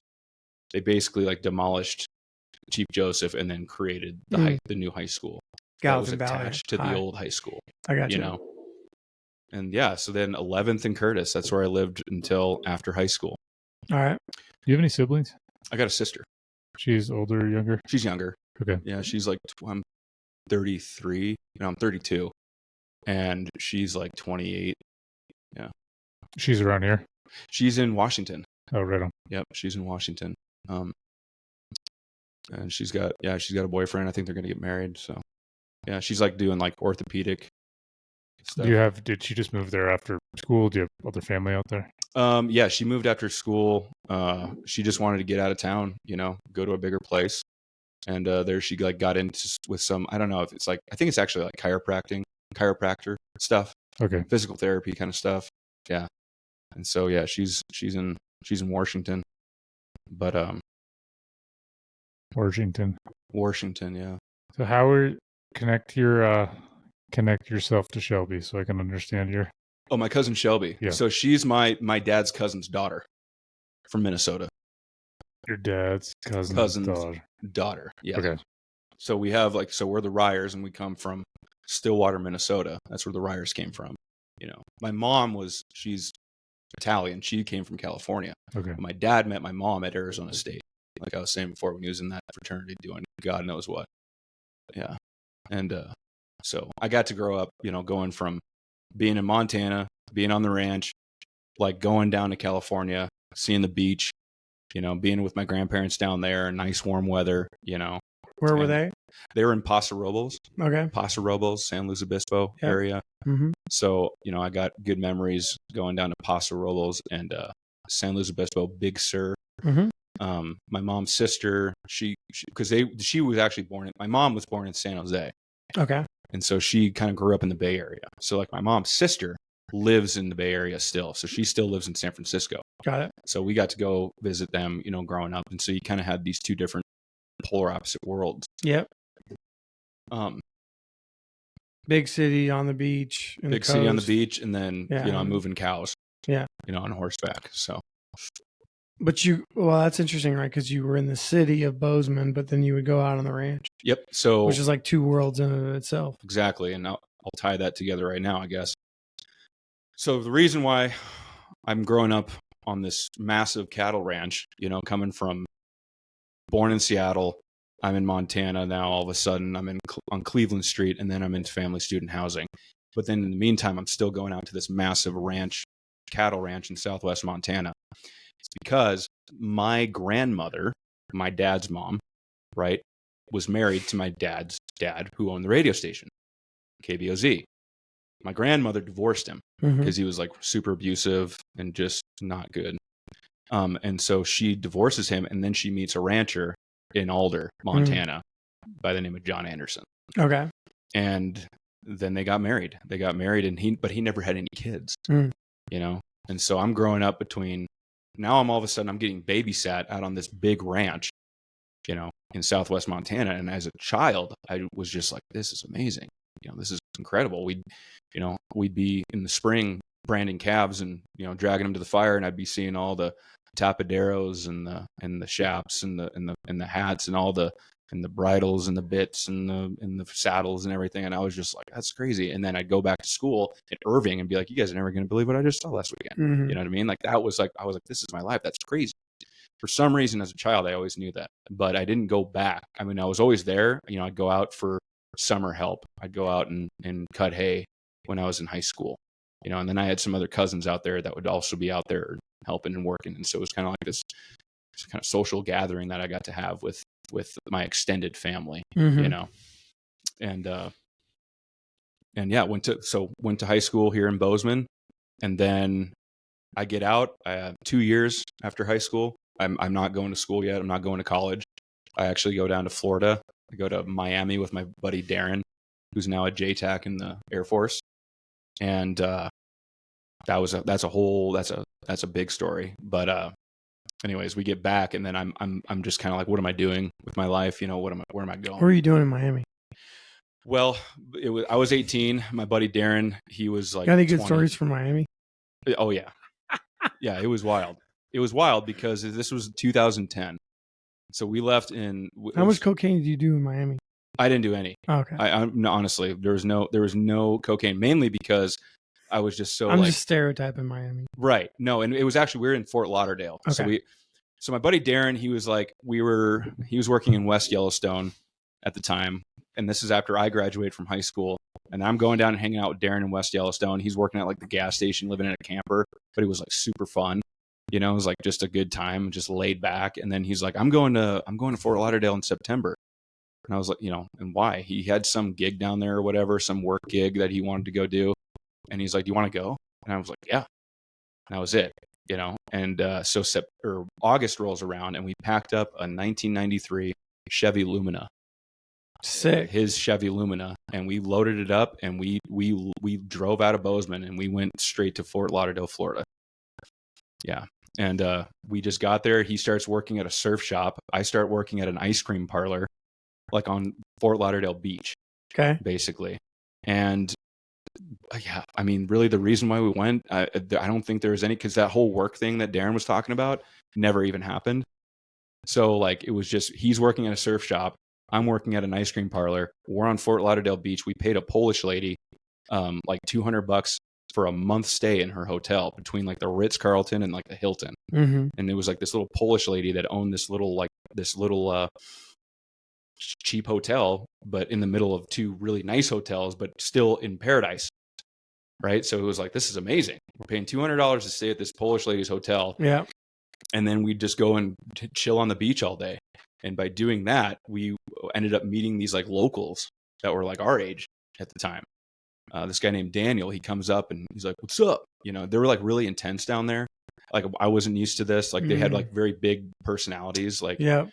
You know, the first time I heard Slightly Stupid, the band, okay, yeah, right, yeah. was like cruising around with these local guys that we met, and they had this this Jeep Wrangler that was all jacked up, and it had all the doors and the roof off of it and everything, and we're in our freaking flip flops and, you know, swim trunks, and we're driving around Fort Lauderdale jamming Slightly Stupid and smoking doobies, you know, and it was cool.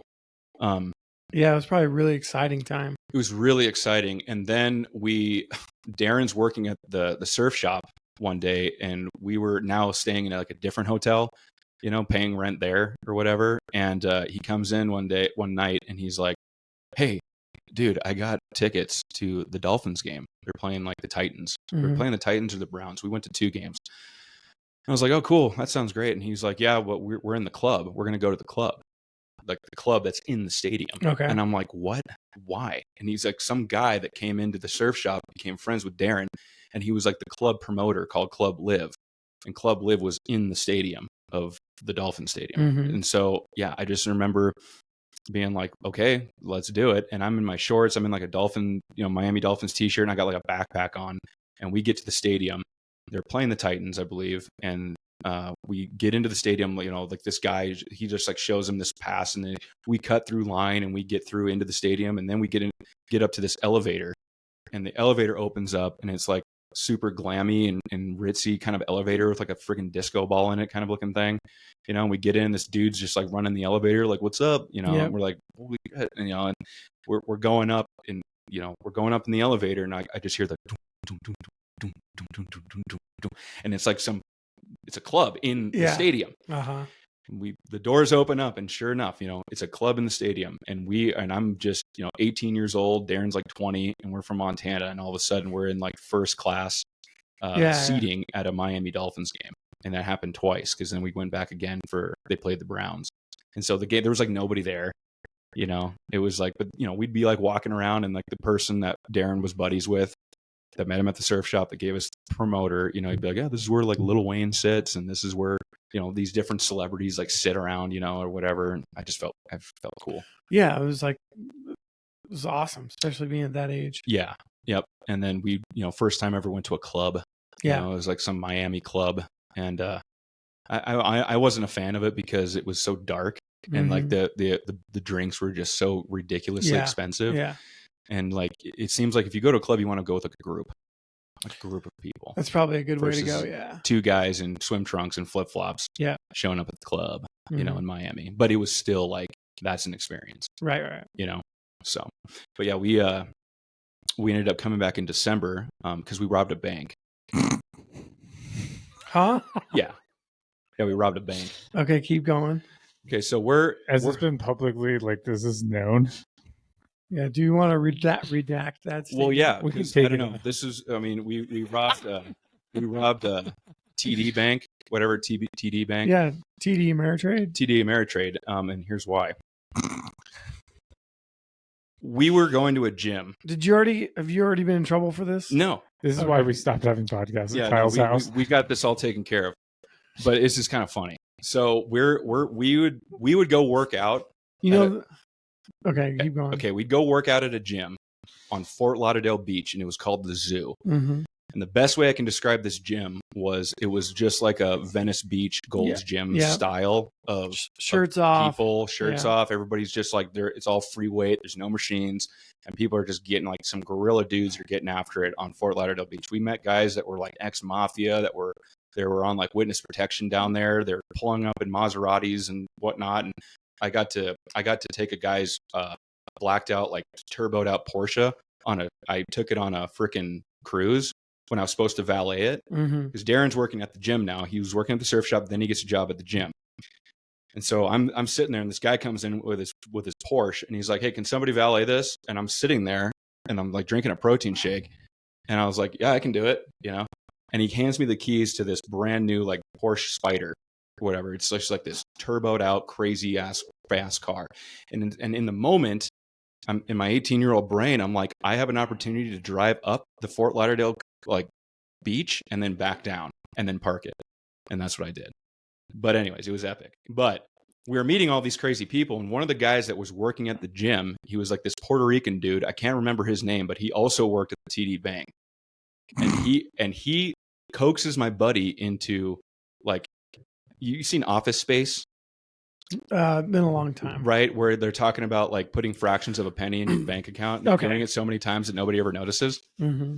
Well, this Puerto Rican dude, convinces my buddy Darren to like do it because he works at the bank. And then he comes home, or he comes back to the hotel one night and he goes, dude, we're going to like make a bunch of money because my friend said so. Mm-hmm. And I remember before I went on this trip, my mom said, Dempsey, don't do anything stupid. And I was like, I won't. I'm not going to do anything stupid. I'm 18.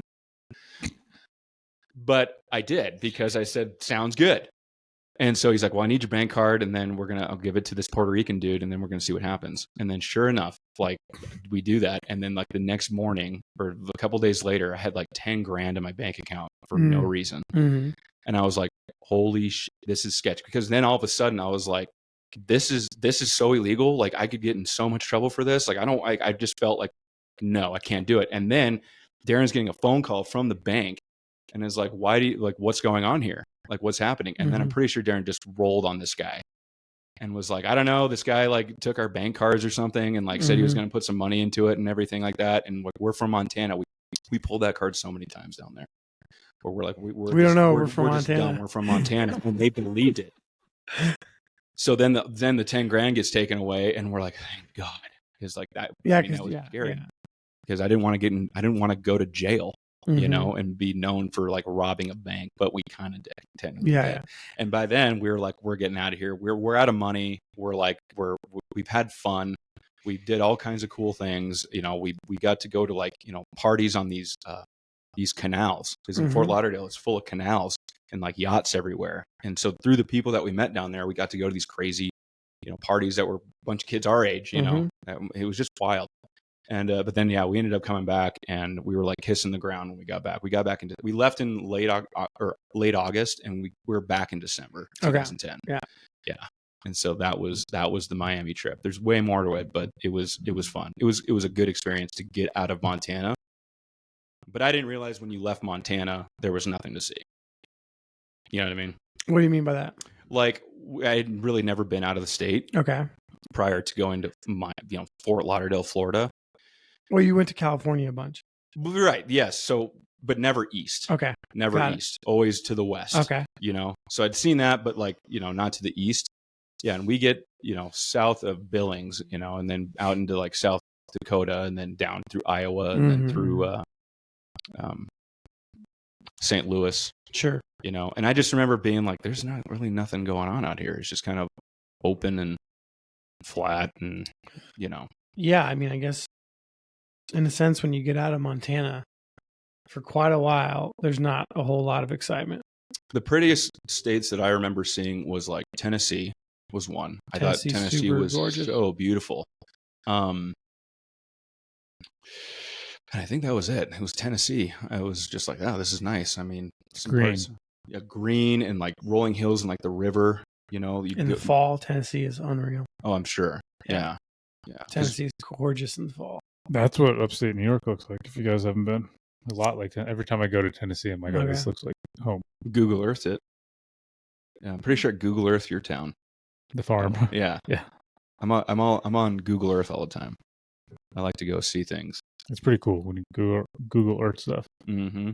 And it's like amazing. Jumps you from there to your next. Yeah, it's amazing how they thought to just run a camera through every single street in the country, basically. But I like going to like different countries and like checking that out, you know. Iraq, right? Like Fallujah. Like I want to see what that looks like today, right? Iraq War, Battle of Fallujah, like crazy places, like battles, you know. Yeah, I mean, I don't think some people don't realize how beautiful some of those countries are. Yeah, like you see the images of Iraq or Afghanistan or They have crazy beautiful mountain ranges. Well, yeah, some of the biggest in the world are in Afghanistan, Pakistan. Mm-hmm. And so just imagine that's where we were fighting, for 20 years. And those people had been fighting for millennia, Mm-hmm. and they just knew that they knew the terrain, they knew the country, but for some reason we just weren't getting high enough, right? Upper ground. We were just getting ambushed in convoys down in like the lower valley regions and such. And I don't know what. I wasn't in the military, and I wasn't in charge, so I can't say what we did tactically good and bad, but I can say that I think there was a lot of obvious kind of like, dude, we can't have our guys getting ambushed in low places or at FOBs, Fobs. It's a fob. forward outpost base. So if anybody's in the military listening, I'm probably butchering that, but a fob is where like a unit would essentially be, and they would kind of conduct their operations through the fob. And so the fob would be like in like a remote area that needs attention or whatever. And they would go down and they would talk to village elders and try to communicate and sort of like try to find common ground with people. And then they'd go back to the fob and get ambushed, by 100 Taliban or whatever. And when they're firing from different places on mountain ridges, it's hard to see where it's coming from, So it's just tactically, Afghanistan's never been conquered. You think about that. And I think the point I'm trying to make is those mountains and that terrain is probably a big factor in why they haven't just been steamrolled in previous wars with us, the Russians, and everybody else, I guess. Yeah, it goes back to like Alexander, right? Alexander the Great, way back, around like the pyramid times. There's been many countries that have gone through, and it just seems like every one that's gone in has had a wreck coming out. And I just think that terrain is a big part of it. As in any war, the terrain is probably one of the biggest factors. Yeah, probably. I don't know anything about that. All right, dude. So what'd you do after you got back from Florida? So I got back from Florida and did a bunch of like house partying, among like the locals that hadn't left Bozeman. Sure. Right? Like the high school friends. Yep. And so then you get back into the high school friends, and then it just turns into like this sort of degenerated partying that doesn't really make any sense or rhyme or reason why you're doing it. Yeah, but you do it anyway. But you do it anyway because you get bored. And then the weekend comes around and you want to have a good time. So I'm doing that, and I don't have a job at the time. I'm just sort of bumming because we just got back from Florida. I'm out of high school. It's only been a summer and a fall, and then it's now winter, and I'm back. 18 years old, going out and just kind of partying around town and going to house parties and so forth with friends. And then I was like, well, I got to do something like come spring. And so I ended up getting a job. I ended up working for Quality Roofing. So I was doing commercial flat roofing. And their headquarters is at Four Corners. And so that upcoming summer, I started roofing that spring, 2011, and then through the summer I'm roofing, and I get done with the season, and then then I don't have a job now because it's seasonal work because you can't go roofing in the winter, I guess, or we just like lost kind of like jobs and so forth. So then I quit. I didn't quit, but I was done in that winter, and then summer kicks off again, and I'm working back at Quality Roofing. I'm bringing guys to work that were on like their 9th DUI, and I'm working around a bunch of guys where I'm like, I don't want to end up like this, 30 years from now. Like, what am I going to do? And I'll never forget, we were putting the roof on the Emerson Auditorium. And that year there was a kid who had set off a sparkler bomb over on the Madison River, and it ended up burning like 150,000 acres. Right. And so I'm up on the Emerson roof and I'm looking out at that fire that's going on in the Bear Trap. I think it was called the Bear Trap fire. So like if you go through the Bear Trap and you're going to Norris and you see all that dead foliage, that was from that 2012 fire. Yeah. Yeah. We've commented on it many times when we've gone floating out there. Yeah. Some kid just like took a sparkler bomb, threw it out in a piece of brush, and that's what caused it. And I'm pretty sure that kid went to jail.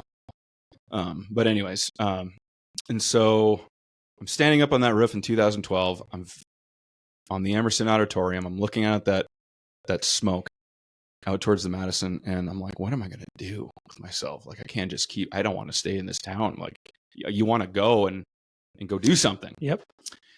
And I just remember it kind of dawned on me, well, I'll go to school at Montana Western in Dillon, right? Dillon, Montana, because A, it's cheap.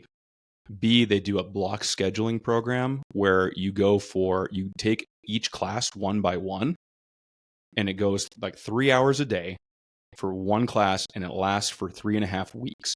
And you get done with that 3.5 week long class, and that counts as your college credit. Mm-hmm.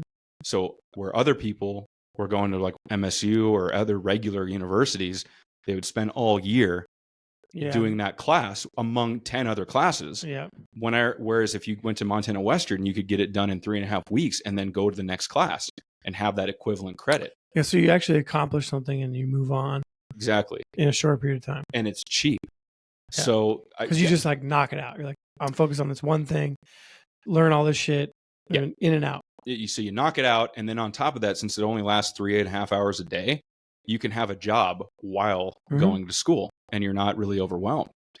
The only other school that I've heard of, the only other university that I've heard of that does that same block scheduling is a private school in Colorado that costs $50,000 a semester.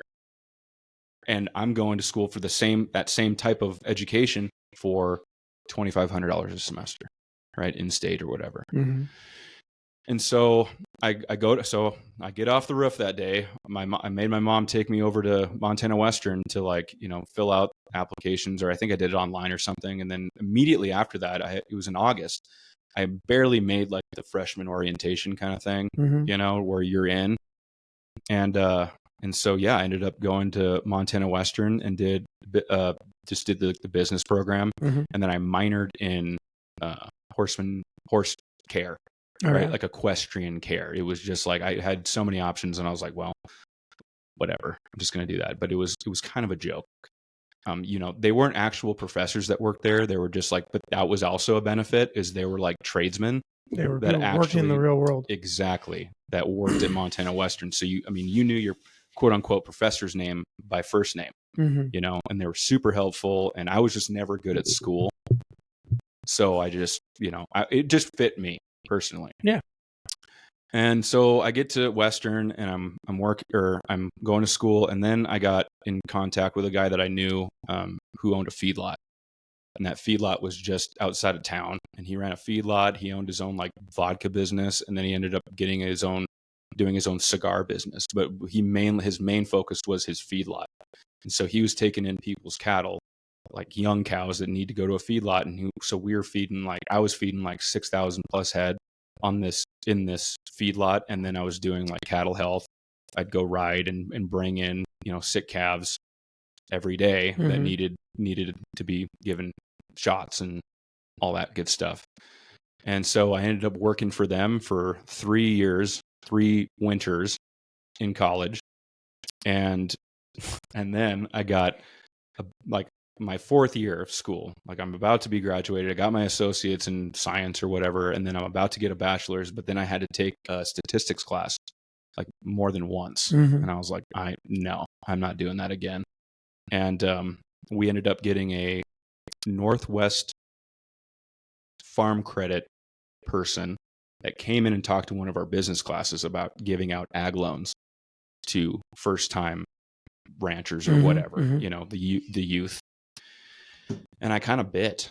And so basically I kind of grew a relationship with this gal that was our Northwest Farm Credit person that came and spoke to the school, blah, blah, blah. And then I ended up quitting school, dropping out about a semester away from graduation. I took out a $60,000 loan from Northwest Farm Credit and bought 50 head of old cows, like old cows that I could buy for cheap that were pregnant. And so then when they had their calves, and this is all like for me going back to the ranch, because the plan was, and I'm like, okay, when I'm done with school, what do I want to do? I want to ranch. I want to be back on the ranch, but I don't want to just have like a regular wage, because a regular ranch wage is nothing, right? It's like less than $20,000 a year.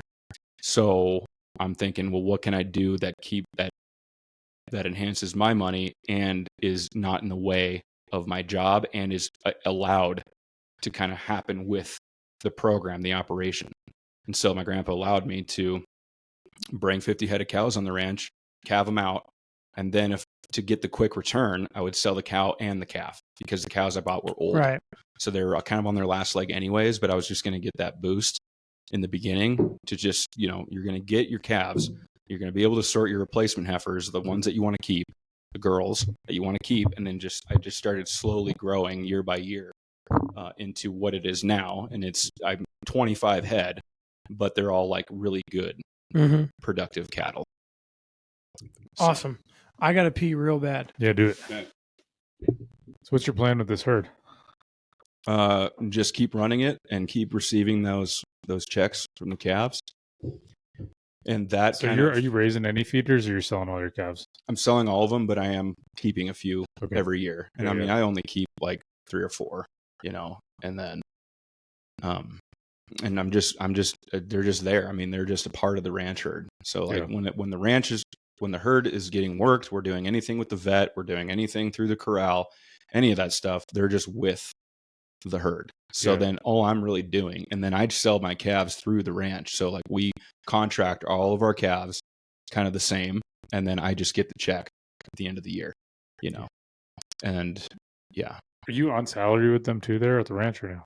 I was on salary, but then I decided it would be kind of better to just do hourly because I'm working so many hours anyways. And I just thought, well, maybe I can make a little more money by just going on hours. And so, so what's your main duties now? My duties. Well, I was feeding, feedlots every morning and evening through the fall and through the winter until it was time to go with them. Well, I had 3 feedlots to feed. One was kind of our sale calves that didn't go on the trucks in August or October when they went with like the whole big contract. We'd just keep like kind of the dinks back and then put weight on them and then sell them later after we put our own feed into them, our own money into them, and then you sell them for more. So then them and then all of our heifers come home. They come home and they go into our big feedlot. And then I didn't even know you guys had feedlots. We got you guys finish your cows there? No. So we just put weight on them. So we contract the steer calves. They all go first, and then they go on trucks like in the Centennial Valley because we keep them on forest, the Beaverhead and the Gravelies, right? Centennial. That's where we keep like the steer pairs, and then we put the heifer pairs in Sweetwater, the place I was telling you about with all the historical stuff. And so we contract out all the steer calves. They go in October. We wean them up there in the Centennial, like at this corral that we use. And then the heifer pairs, they get weaned, but then we bring all of the heifers home, all the girl calves home. And then we put more weight on them, put some weight on them, and then we just sell them kind of more local. We typically sell them through Dillon sale, the Dillon livestock auction, or Butte, or Three Forks. And we just kind of go with price and what you're getting per pound and everything, but we just try to put as much weight on as we can and then get rid of them that way. But then we will sort those replacements. So we'll sort off the heifers out of the big heifer group that we want to keep before we obviously get rid of the rest of them. And when you say you sell them local, to who buys them? What do they do with them? Well, typically it's the cow buyers that are these cow buyers. They go to the sale ring, right? And their job is to buy cows. And what they're trying to do is essentially fill feedlots with calves. So they're buying and then the calves are going from there to wherever, right? And it's mainly feedlots. So then they can put the weight on them. Like a feedlot where? Here in Montana? Here in Montana, or mostly here in Montana. Yeah. Okay. Mostly here in Montana. Sometimes they go to like Idaho. Sometimes they'll even go up to Canada. Sometimes they'll go to Washington a lot of the times. And so these feeders are just trying to fill spots in their feedlots so then they can finish them and then send them off to the butcher or whatever, And so, that's how they kind of get sold local, and then they disperse out. They go out to other places like that.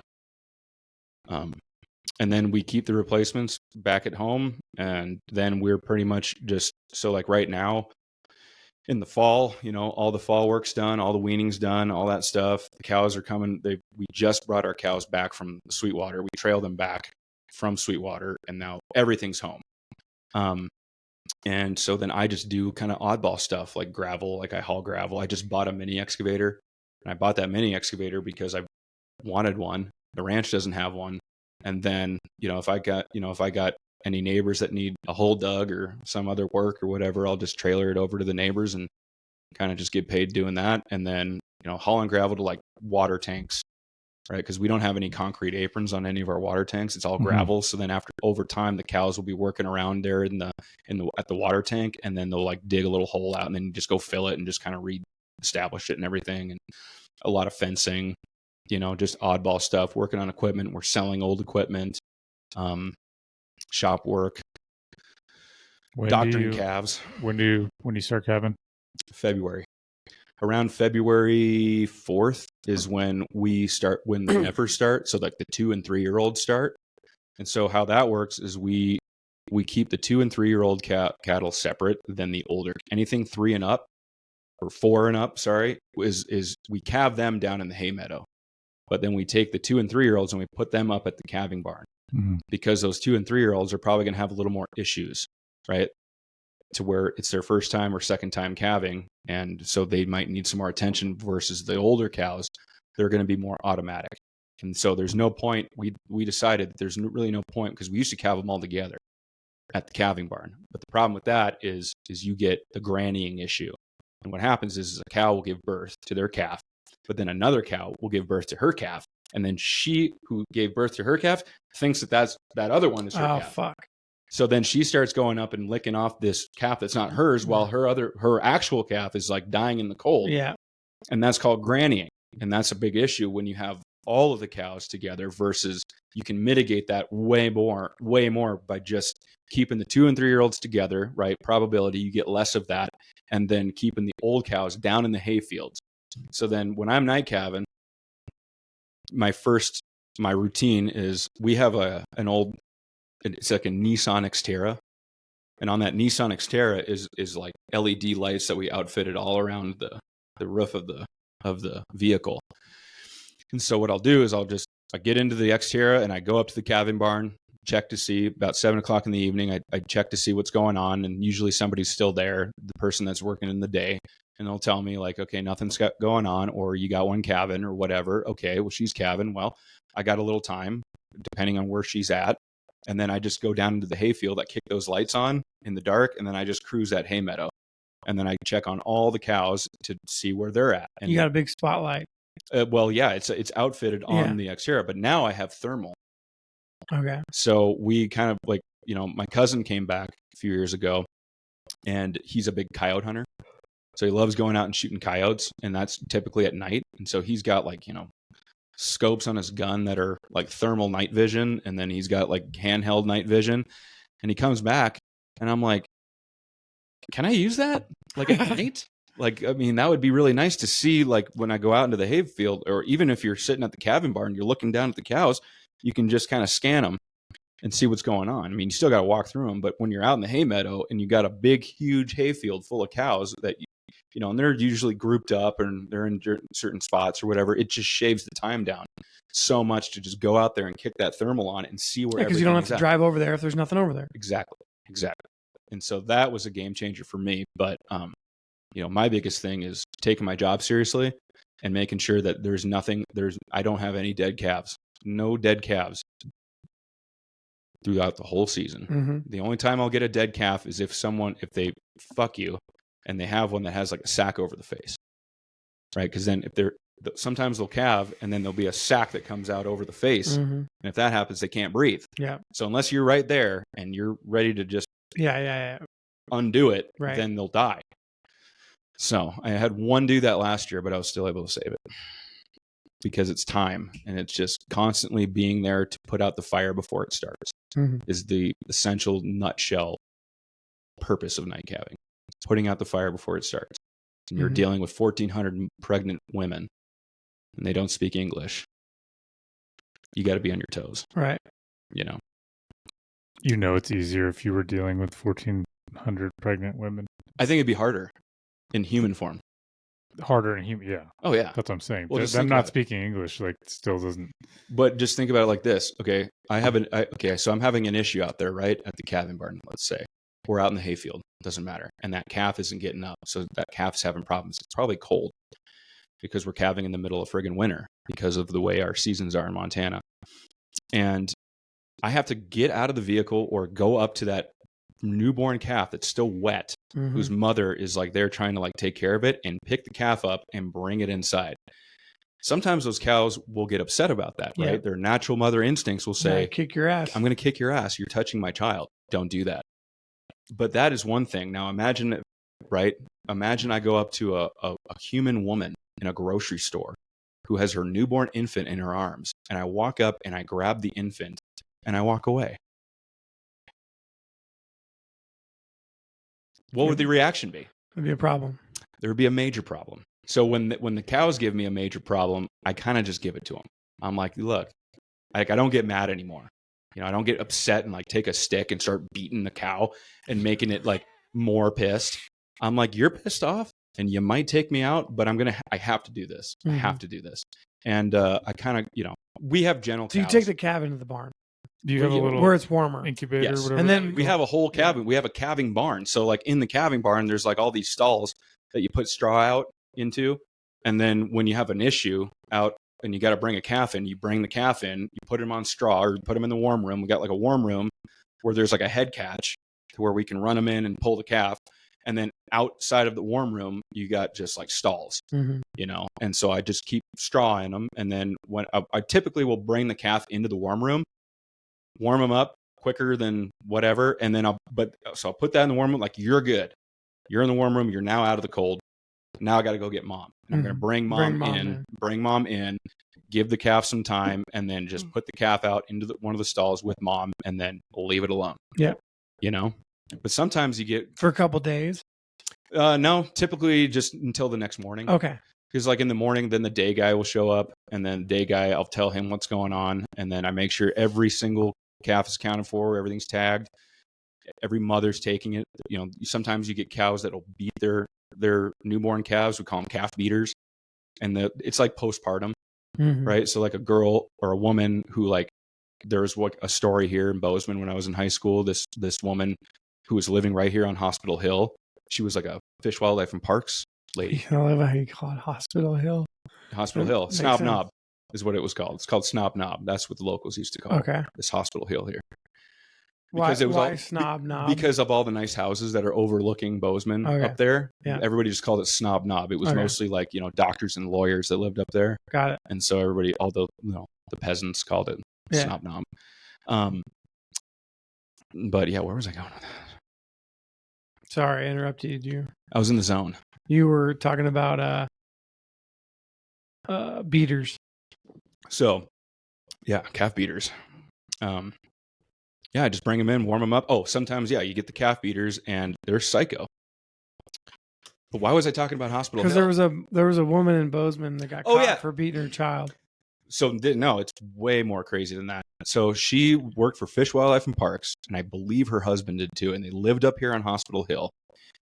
And the way it went was she came home, the father and the children are all sitting down for dinner. She comes in with a loaded shotgun and blows them all away.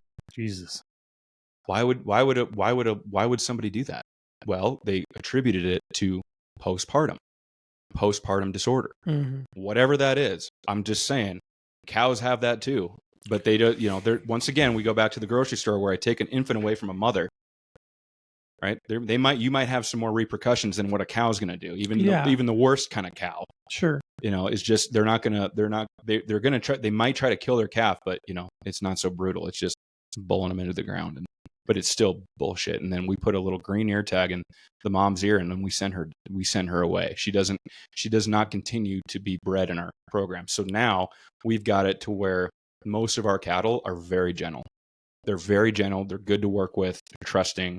We take care of them. We don't do anything with like four-wheelers and like motorized stuff. We just do it all horseback. It's like called low stress cow handling. And so when you're doing it natural, the most natural way to work cattle is on the back of a horse, right?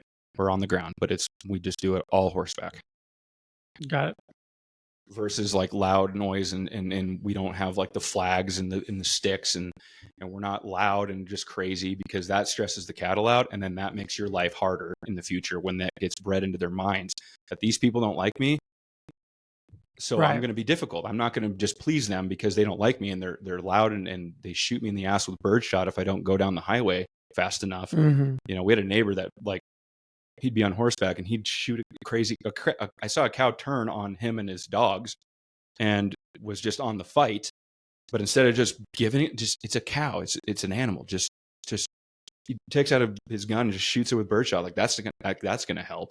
Mm-hmm. You know, that just makes her more crazy. Yeah. And that makes your life more dangerous and less enjoyable.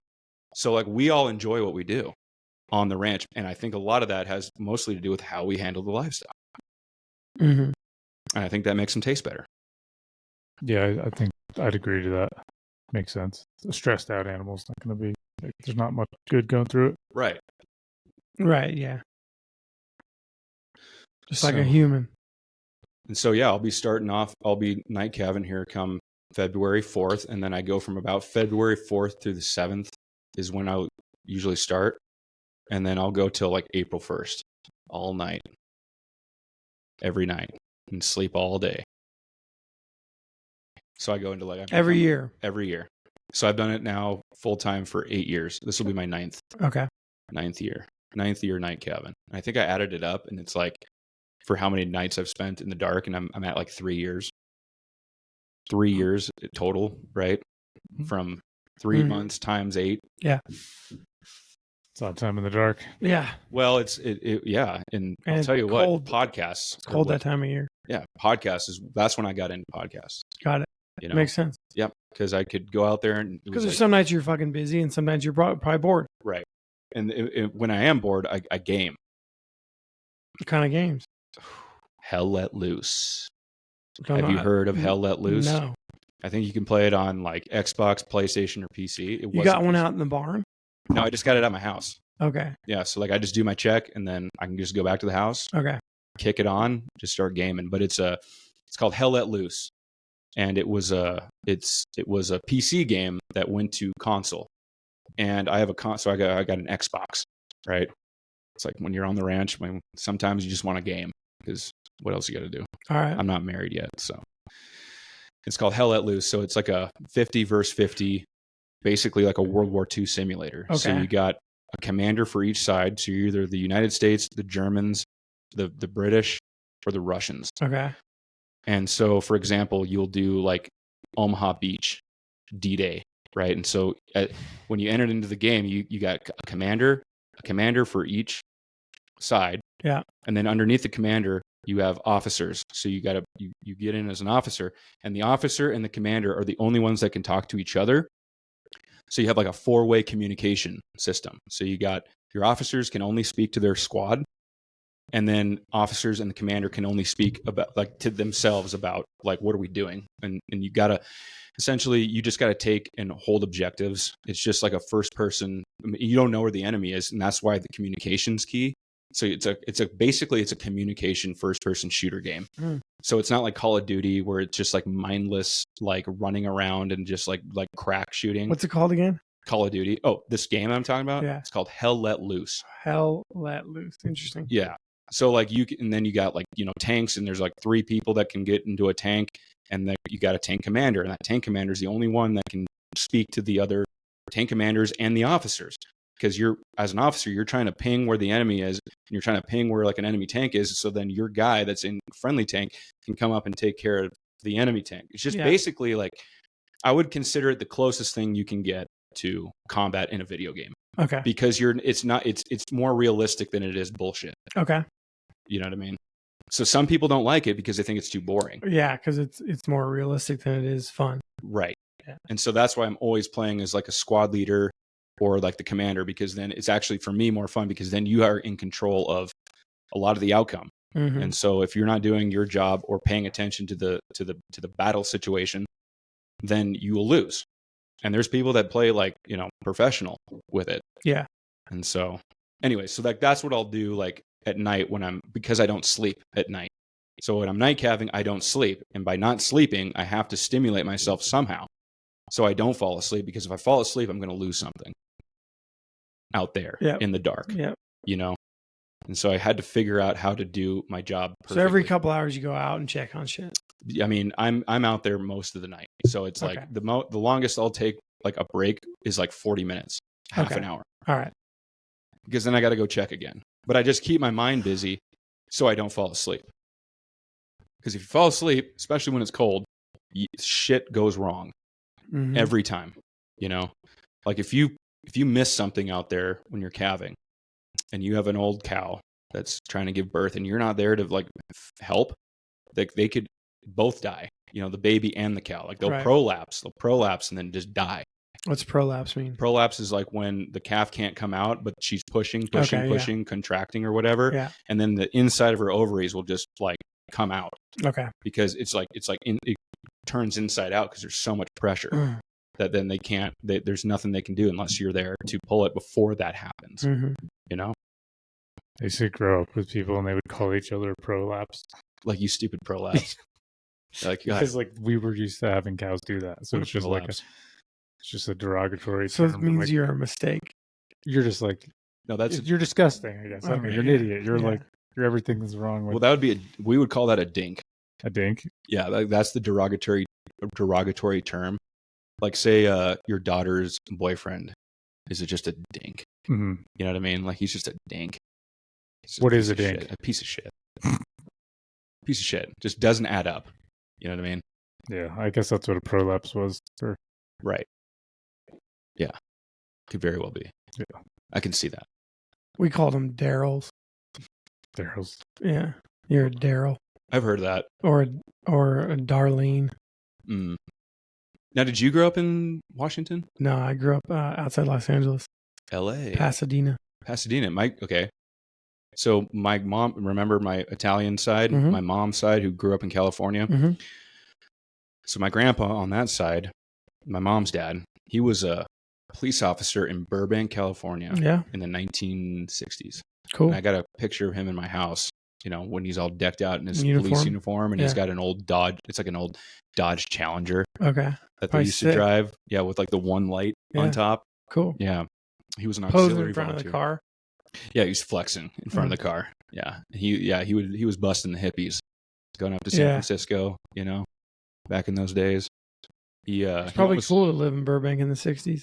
I'm sure it was. I'm sure it was cooler to live in California in the 60s in general, especially when how amazing the movie industry was. I think Los Angeles was probably really cool to live in the 50s.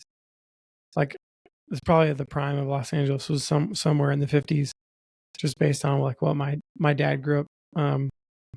You know, he was born in 52, but so being like 52 and call it 75, just seemed like a cool place to live. It was it was a big city, but it wasn't that big.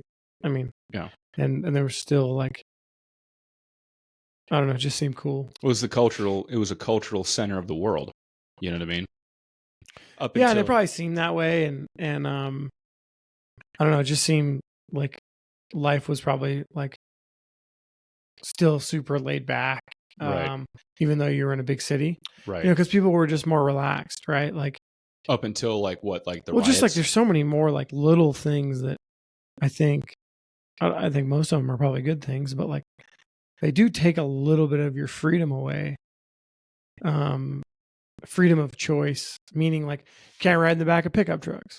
Right. You know, and so it's like can't drink that's and not drive. That's not a bad idea. Like, you know, like riding in the back of pickup trucks is generally unsafe, right? Right. Especially when you're going 40, 50 miles an hour. It's probably not a good idea. Well, too many people got killed by people that were stupid behind the wheel, right?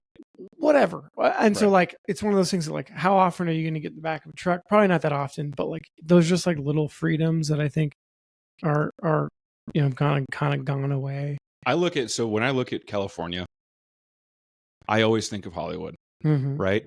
But I think of Hollywood as like in the 1970s when Johnny Carson and the Late Night Show with Johnny Carson was at its peak. I love watching those reruns you can see now. Like they have them all like on a collection, you know, where you can like pretend that you're in the 70s and you're watching like the real Johnny Carson live kind of a thing. And it just seemed like a really wholesome time, you know? in my opinion. Well, I mean, it's interesting. If you watch Johnny Carson, there's some shit that they said on there that like there's no way you could say on cable TV now. There was and you're like, my favorite comedian, right, from that day, Don Rickles.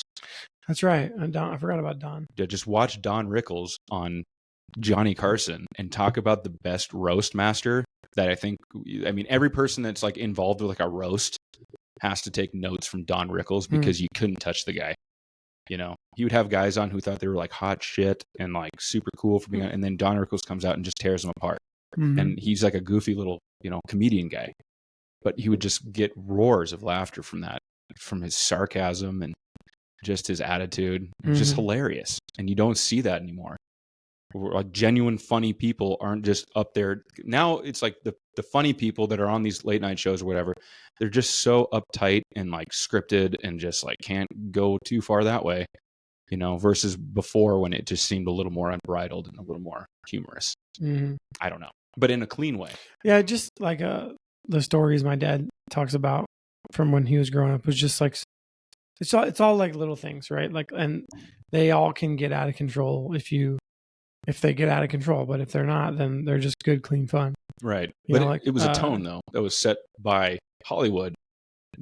In my, that's just what I saw. It was a tone that was set that was like, this is humor and this is what everybody's watching. And it's like, everybody just seemed to be on the same page. You know what I mean? In a way. And the movies obviously were incredible. There was no CGI. Right. It was like everybody filmed on location. Right. And, you just had more epic cinema, in my opinion. Yeah. I can't stand CGI now. Once again, I think of Hollywood. I think of California. I think that industry sucks now. It sucks because of all the executive decisions that they make to make things just dull and like animated, Yeah, I don't know. I don't know anything about that. Despite owning a media company, I don't know anything about just watch old Johnny Carson or I don't know. Just I'm a movie ass. You know what I mean? I love movies and I like to critique movies because I'm on the ranch and before I had Hell Let Loose, I'm watching movies. Yeah, old movies, new movies. I've been the last couple of years. I've gone back, and this is like just a few times a year. I'll go back and watch movies from the 70s. So maybe like 3 or 4 movies a year. I'm watching nowadays from the 70s and 70s and 80s. I watched last year. I watched Apocalypse Now.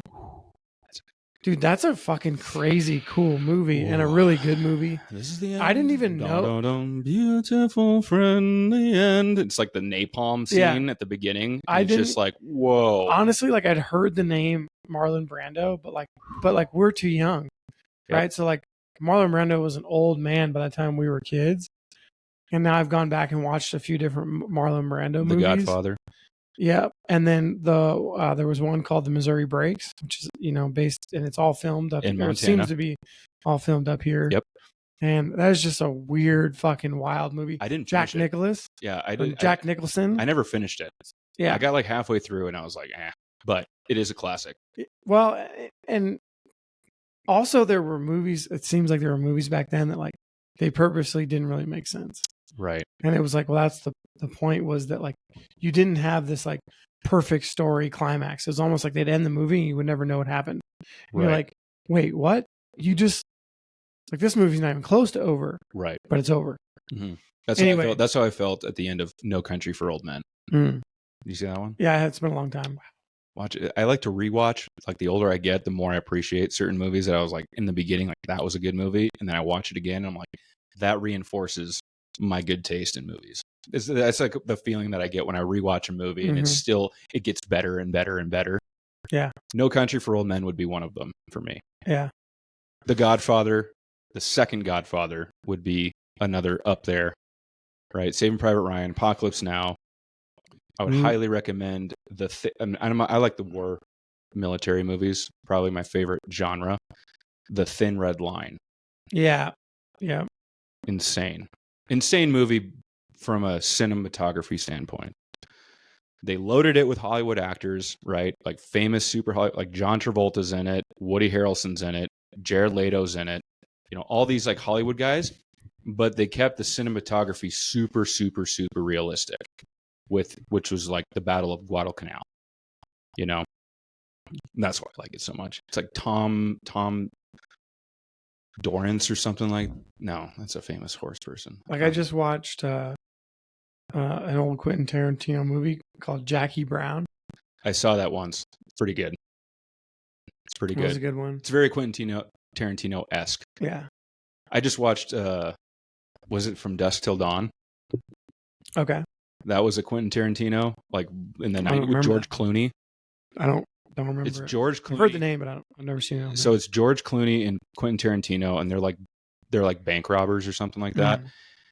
They get some deal. They get all this money. It's like illegal or whatever, and then they like kidnap this like daughter and son and father, and like make them try to get it because they had an RV, and so they kidnap them by hijacking their RV to get them across the Mexican border. They get across the Mexican border, and then they stop at this bar, and the bar is like full of like demonic creatures or whatever that like turn into vampires when it gets late. It's like super, super Hollywood gore horror / you can't quite take it seriously, you know, but it was decent movie. From Dusk Till Dawn. Yeah. I also like Django Unchained. I saw that in theaters. That's Quentin Tarantino. It's like 3 hours, but I like loved every minute of it. You know. I'm falling asleep over here. How are you falling asleep right now? Were you up I'm on 4 hours of sleep? 4 hours? Yeah. Well, how long have we been going? We're supposed to get to 3 hours. If we're going to be like Joe Rogan, we're 2.5. Good. Well, that's good. Yeah. Well, why don't we? Let's wrap it up. Let's wrap it up. You're going to be on the conspiracy theory. Yeah, let's just do more. Let's just do more. We're going to come out to Alder. We'll come out in the middle of the night. Do it. We're going to scare the fuck out of you while you're playing video games. That's fine. On your break. Problem is I have a Mini 14 and a M1 Grand, and I was doomsday prepping, so you got to be careful, man. Hey, bro, we're just fucking trying to sneak up on you and fuck with you. You can't roll up on me like that. Yeah, but I would welcome you. Kyle's on his own. Wants to roll up on you like that. We'll send you some smoke signals or something. That's fine. I can. I can. Can you read smoke signals? I don't know about at night, but if I have a thermal, maybe. Or we'll go. I'll just listen to the ground, and we'll just call you.